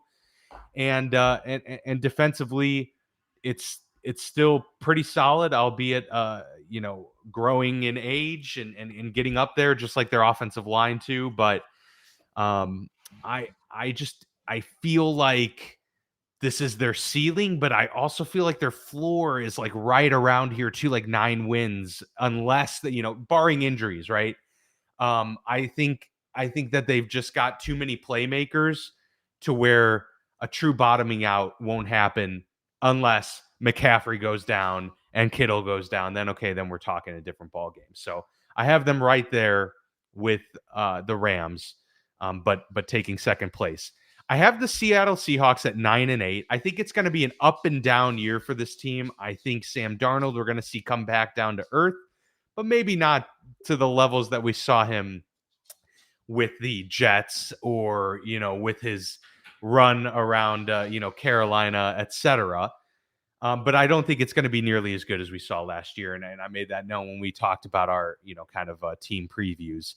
So I think they're gonna have some growing pains for sure as they get acclimated to a lot of newness there. But their defense is going to be pretty decent. I think I like Mike McDonald. I think their run game is really good. How does their receiving core coalesce around Jackson Smith and Jigba?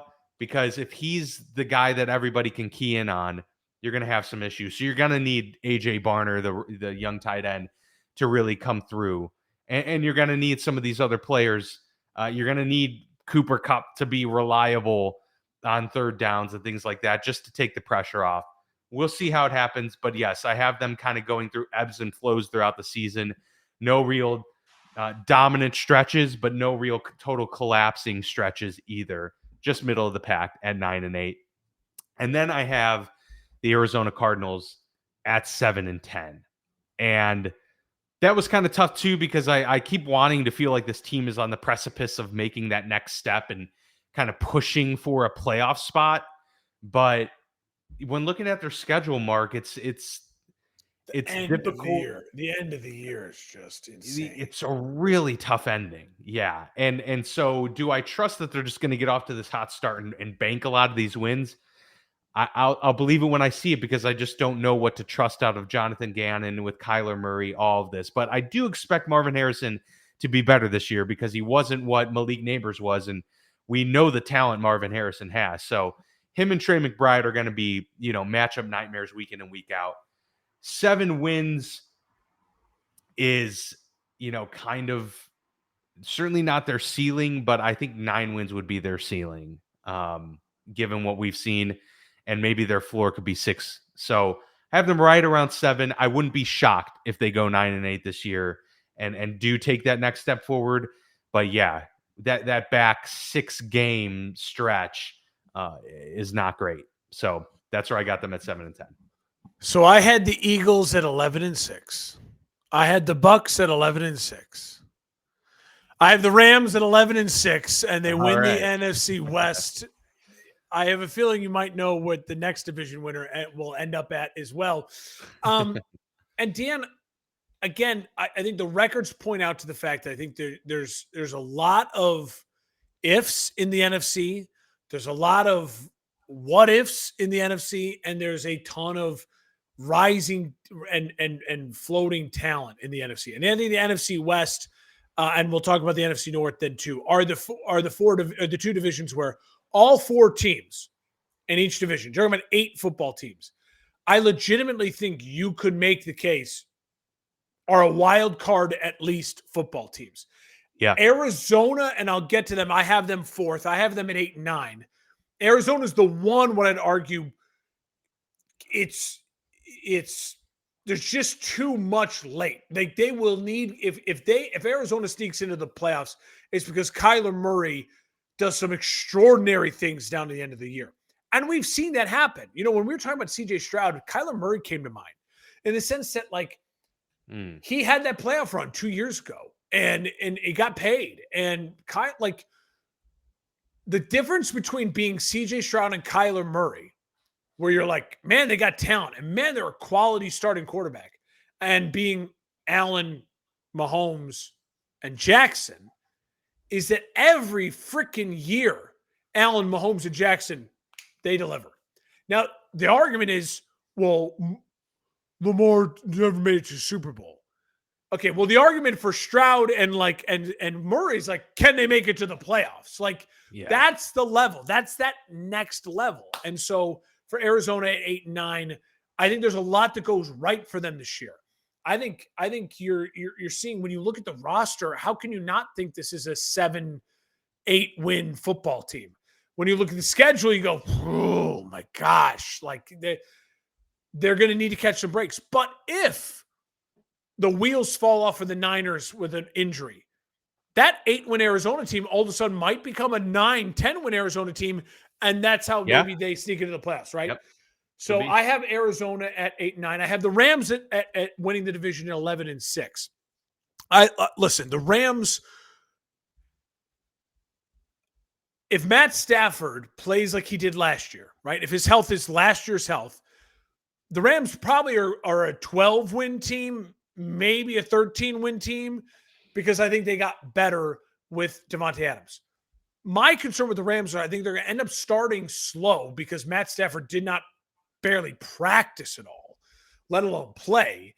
And then the schedule gets tough, right, later in the year. So then it's once he's playing and they're acclimated, well, yeah, you're going to lose some games, right? Even though you have a great young defense and led by Jared Verse, and you have a really exciting offense, a veteran offense.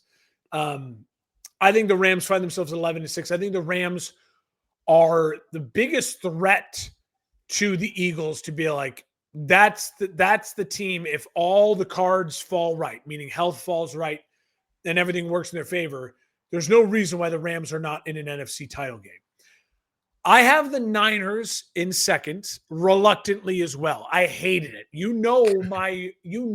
For some reason, I don't know why. I have a disdain for predicting the Niners' downfall. And I think why I have them at 10-7 this year is because I don't think the wheels are going to fall off, because I think Christian McCaffrey, plus you add Robinson to the backfield, I think the backfield is solidified versus a year ago. There were so many questions. Offensively, getting Debo out and waiting for Ayuk to get healthy, it kind of solidifies that what they are offensively, right? Run the ball, run the ball, run the ball. Kittle's going to get a giant share of targets. And then you think Ricky Pearsall is going to be really interesting to watch to start the year. I think Brock Purdy, though, that puts a lot of pressure on him. So I think Brock Purdy plays kind of like Jordan Love played last year. Jordan Love got the big contract, and we're kind of like, let's see what happens. And what happened was like, okay, 20 something touchdowns, double digit interceptions, and okay, you kind of make the playoffs. Like that's what I'm feeling from Brock Purdy, right? Unlike when Lamar got the big contract, I predicted he'd go off and what he'd do, he won an MVP because I think he's a different breed. I think Purdy's in the Jordan Love breed where it's like the Trevor Lawrence breed, where you're like, they may have already reached their ceiling. yes, right. And so I think they're quality players, but I don't know if it's beyond 25, 24 touchdowns, 11, 12, 13 interceptions, 35 something sacks. And if that's the case, I think they're 10-7. I think they battle. I think their defense is feisty, and I think Robert Saleh has a lot to prove, and I think he's going to have a really good year. Yeah, that's a big addition. The reason I have Seattle then at 9-8 is because I think Darnold plays to 80% of what Darnold was last year, which means he's about 27 touchdowns, 12 interceptions, and they're really, really good at times, and then they're really, really ugly at times. You know, Darnold was consistently great all year and then fell off a cliff in the last two games of the biggest games. I think you're going to see Darnold do a little bit more of this year, right? Like a traditional quarterback where you have good weeks, you have bad weeks. I think you're going to see that from him. And I think you're going to see a Seattle team that defensively shocks some people with how good they're getting. I think you're going to see a more consistent run game if Walker can stay healthy. I love Seattle. The schedule is tough, and I don't have the trust yet in Darnold to say they're going to be the 10-win team over the Niners. Yeah. But it wouldn't shock me if they are. It would not shock me if they are. Talked about Arizona. So there you go.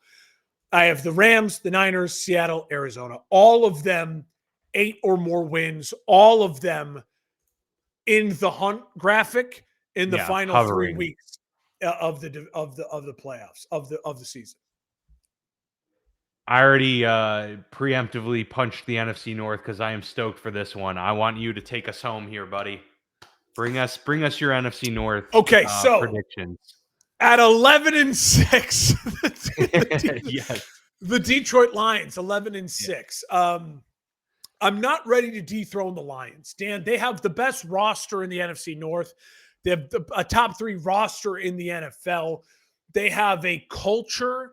They have a head coach who those players would still absolutely lay down on the train tracks for. I think all of that matters. They have Aiden Hutchinson back, and he's going to be healthy. All of that matters.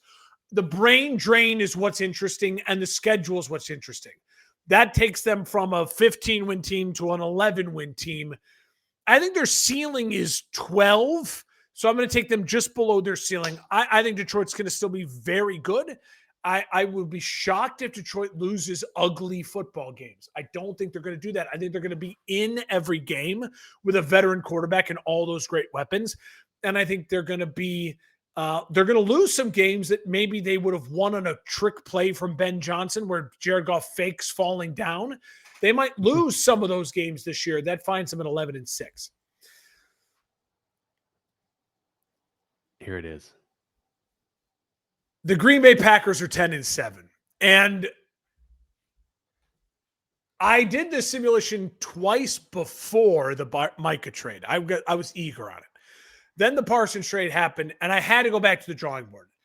And that drawing board found the Packers an extra win. It got them to 10-7 for me. And what I think the Packers are in this year's Packers team with last year's schedule is a 12-win team. This year's Packers team with this year's schedule is a 10-win football team who no one wants to play anywhere at any time because they're very dangerous. They're going to be in a lot of football games. I will say this. If I'm a Packers fan, here's my concerns. The wide receiver room is a mess. It's just messy, right? And you hope that your first round receiver Golden shows up and takes the reins, but you have Christian Watkins coming back at some point in time. You still have Dobbs. You still have all of these names floating around. And so that is concerning. It's concerning that your quarterback couldn't go full on during the preseason because of the thumb injury. There's a pressure on him now to really perform year 2 of this big contract. You obviously have a great running back and a very good offensive line. And you have a defense now that's thin. It's got a star. It didn't have a star. But now it's got a star and it's thin. There's no position group that I love when I look at Green Bay's defense.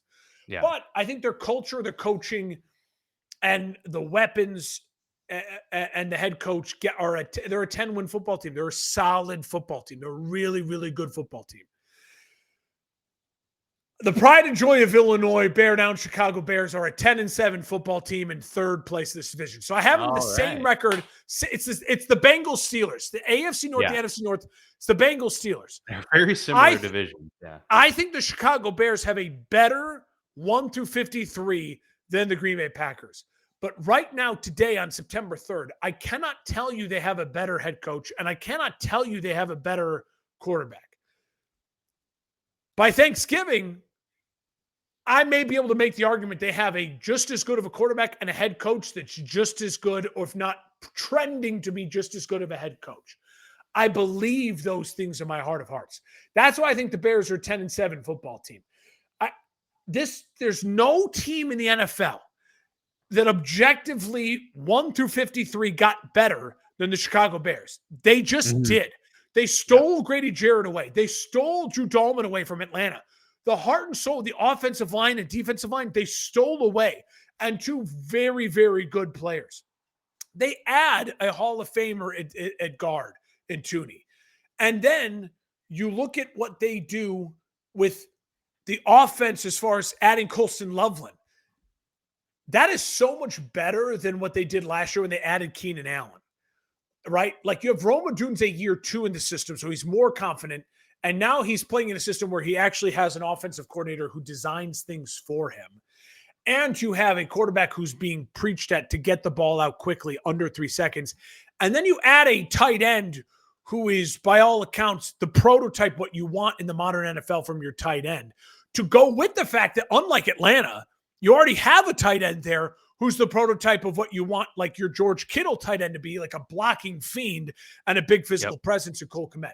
There's so much to like offensively. And then defensively, don't get me started. This defense is a really strong unit with Sweat, with Garrett, with Austin Booker, who I think is going to take a step forward, rushing the passer. The linebacking core of Edwards and Edmonds, plus you have a back end with Jalen Johnson and Kyler Gordon and Kevin Byard. This is a really strong football team at all 3 levels of defense, at all 3 levels of offense. And then I say to myself, do I buy stock in Caleb Williams and Ben Johnson? I absolutely, of course I am. There's no reason for me not to. They're a 10-7 football team. And just like the NFC West, the 4th place team is the Vikings, and they're at 8-9, just like the Cardinals at 8-9. Yeah. And listen, the only reason I have the Vikings in 4th place is because we're doing this show on September 3rd and not October 3rd. October 3rd, we will be able to say they're a 4-win team or they're a 12-win team. All of the ingredients are there for them to be a 4-win team or a 12-win team. The one thing we don't know is that kid from Michigan who's now going to be asked to be the quarterback of a Ferrari offensively.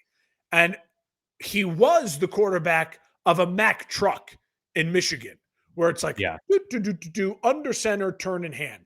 Going to a system where Sam Darnold was in shotgun 70% of the time.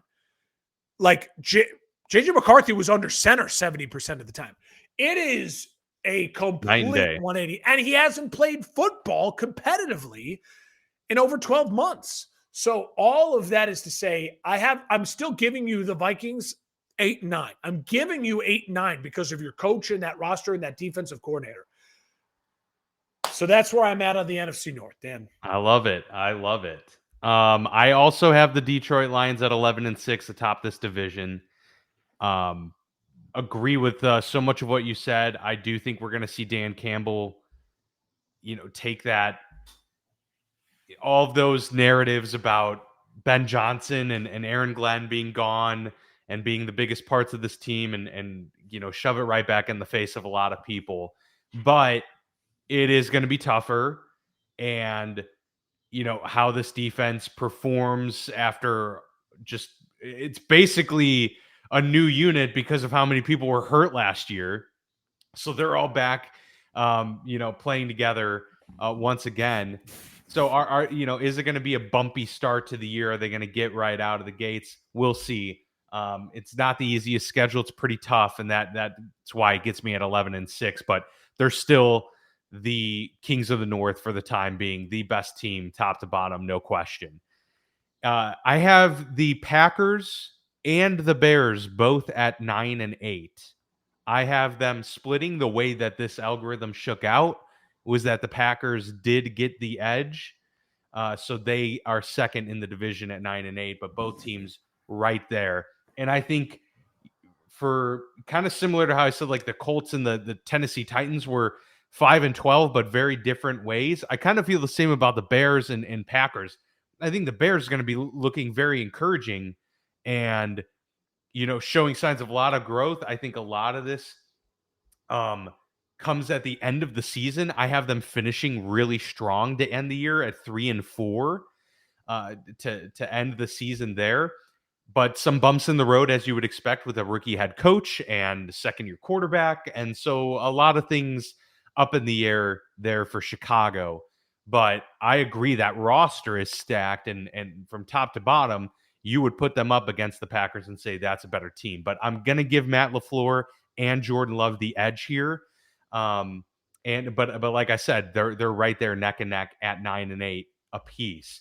The Packers, for me, the big question for them is, they're on the road 4 of their final 6 games of the season.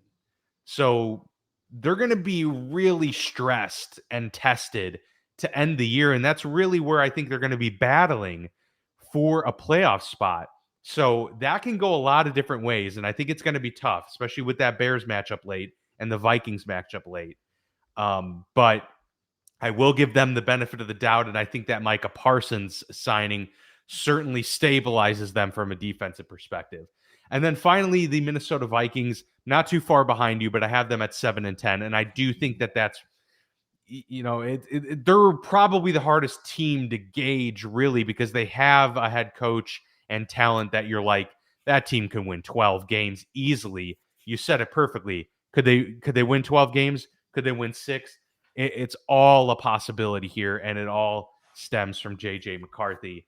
I have them at 7 just because I do think that there's going to be those growing pains to begin the year, a lot of bumpiness. They have the early bye too, so it's going to be really, really difficult on a rookie quarterback from week 7 on to, after the bye, deal with the Eagles, the Chargers, the Lions, the Ravens, the Bears, the Packers. Like that's the AFC and NFC North schedules are just insane. It's insane. It's a lot. So I have them at 7-10. Wouldn't be shocked if they end up winning 9 or something, probably be more in the middle of the expectations, but they are there at the bottom at 7-10. I really wanted to have the Bears second in the division, but that's just how this shook out. And I wasn't going to mess with it too much. All right. So my 1 seed in the NFC is Philly. Who is yours?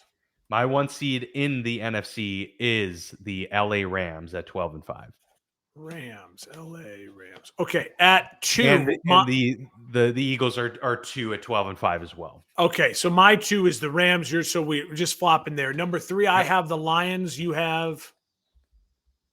Number 3, I have the Tampa Bay Buccaneers at 11-6.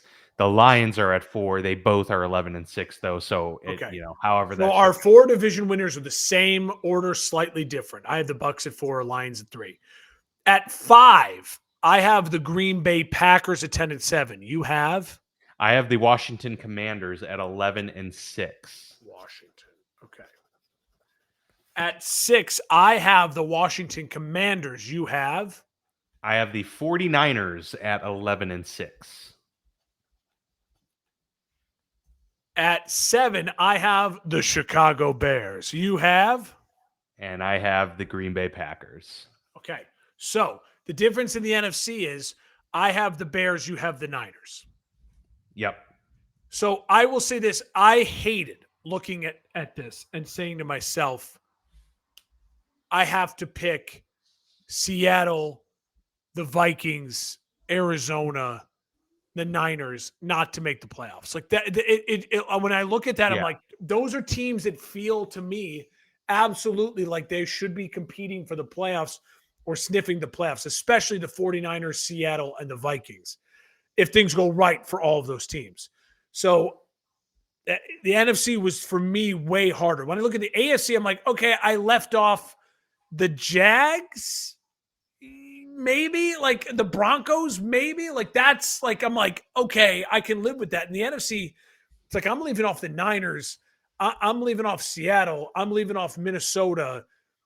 Those are not easy pills to swallow. That's for sure. Yeah, no, definitely not. So you have Green Bay at 5. Yeah. So And Washington. Washington's at 6? So Dan, listen to this. I have the Bears at 10-7, the Packers at 10-7, Washington at 10-7, and the Niners at 10-7. Yeah. And so the Niners are the odd man out. Okay. And again, that was purely based on, as I ran the simulation, it was like they were the odd man out. I don't know how that worked out. Yeah. For Washington to be behind Green Bay and to be ahead of Chicago, or vice versa. I did not have to finagle to get the Bears in, even though I was going to put the Bears in no matter what. I believe in them. I think this is a big year for them. But yeah, I mean, and again, all of them separated by their own division winners by only one game. Every division winner for me was 11-16. I don't think that's how it's going to shake out. Someone's going to win 12 games. Maybe the Bucks, probably the Eagles. You know what I mean? Yeah. So, but I just, again, I think our viewers, I want them to, Miami, to communicate going into the year right now. I think the NFC week 15, 16, 17, 18, that in the hunt graphic and the battles, as we head into a lot of teams having 2 of their last 3 games as divisional games, you're going to see chaos in the North, in the West. I think in the East, it'll be just Philly and Washington. In the South, it'll be the Bucks. But again, in the AFC, in the South, the North, and then parts of the West with the Chargers and Broncos, you're going to see some real battles down the stretch to make the playoffs. Yeah, for sure. No, I love it. Yeah, it's going to be fascinating regardless, because as we mentioned, there's just so much parity, and it's really tough, especially in the NFC, to figure out a lot of these teams. So, well, 2 hours, man. That was a great show. It was a fun one. So that is our full preview, predictions, playoff predictions, all of that good stuff, divisional standings. So now we will book it, and we will be able to reference this. Yeah. Come season's end and see how close we were, how terribly off we were. I have some bets for week 1 for stuff. So hit me up on Twitter. Just follow us on Twitter as always. And we'll put some bets and some best bets and some stuff out there. And then come Tuesday, we'll have a lot to talk about. Woo, let's do it. Yeah, a full recap coming your way on Tuesday. Excited to get into the season. We appreciate you all following along, and be sure to follow us the rest of the year. Every Tuesday, full weekly recaps. We will have them for you to discuss the entire week and look ahead as well. All right. Appreciate everybody tuning in. And if you've stuck with us this entire time, God bless you. All right. Take care.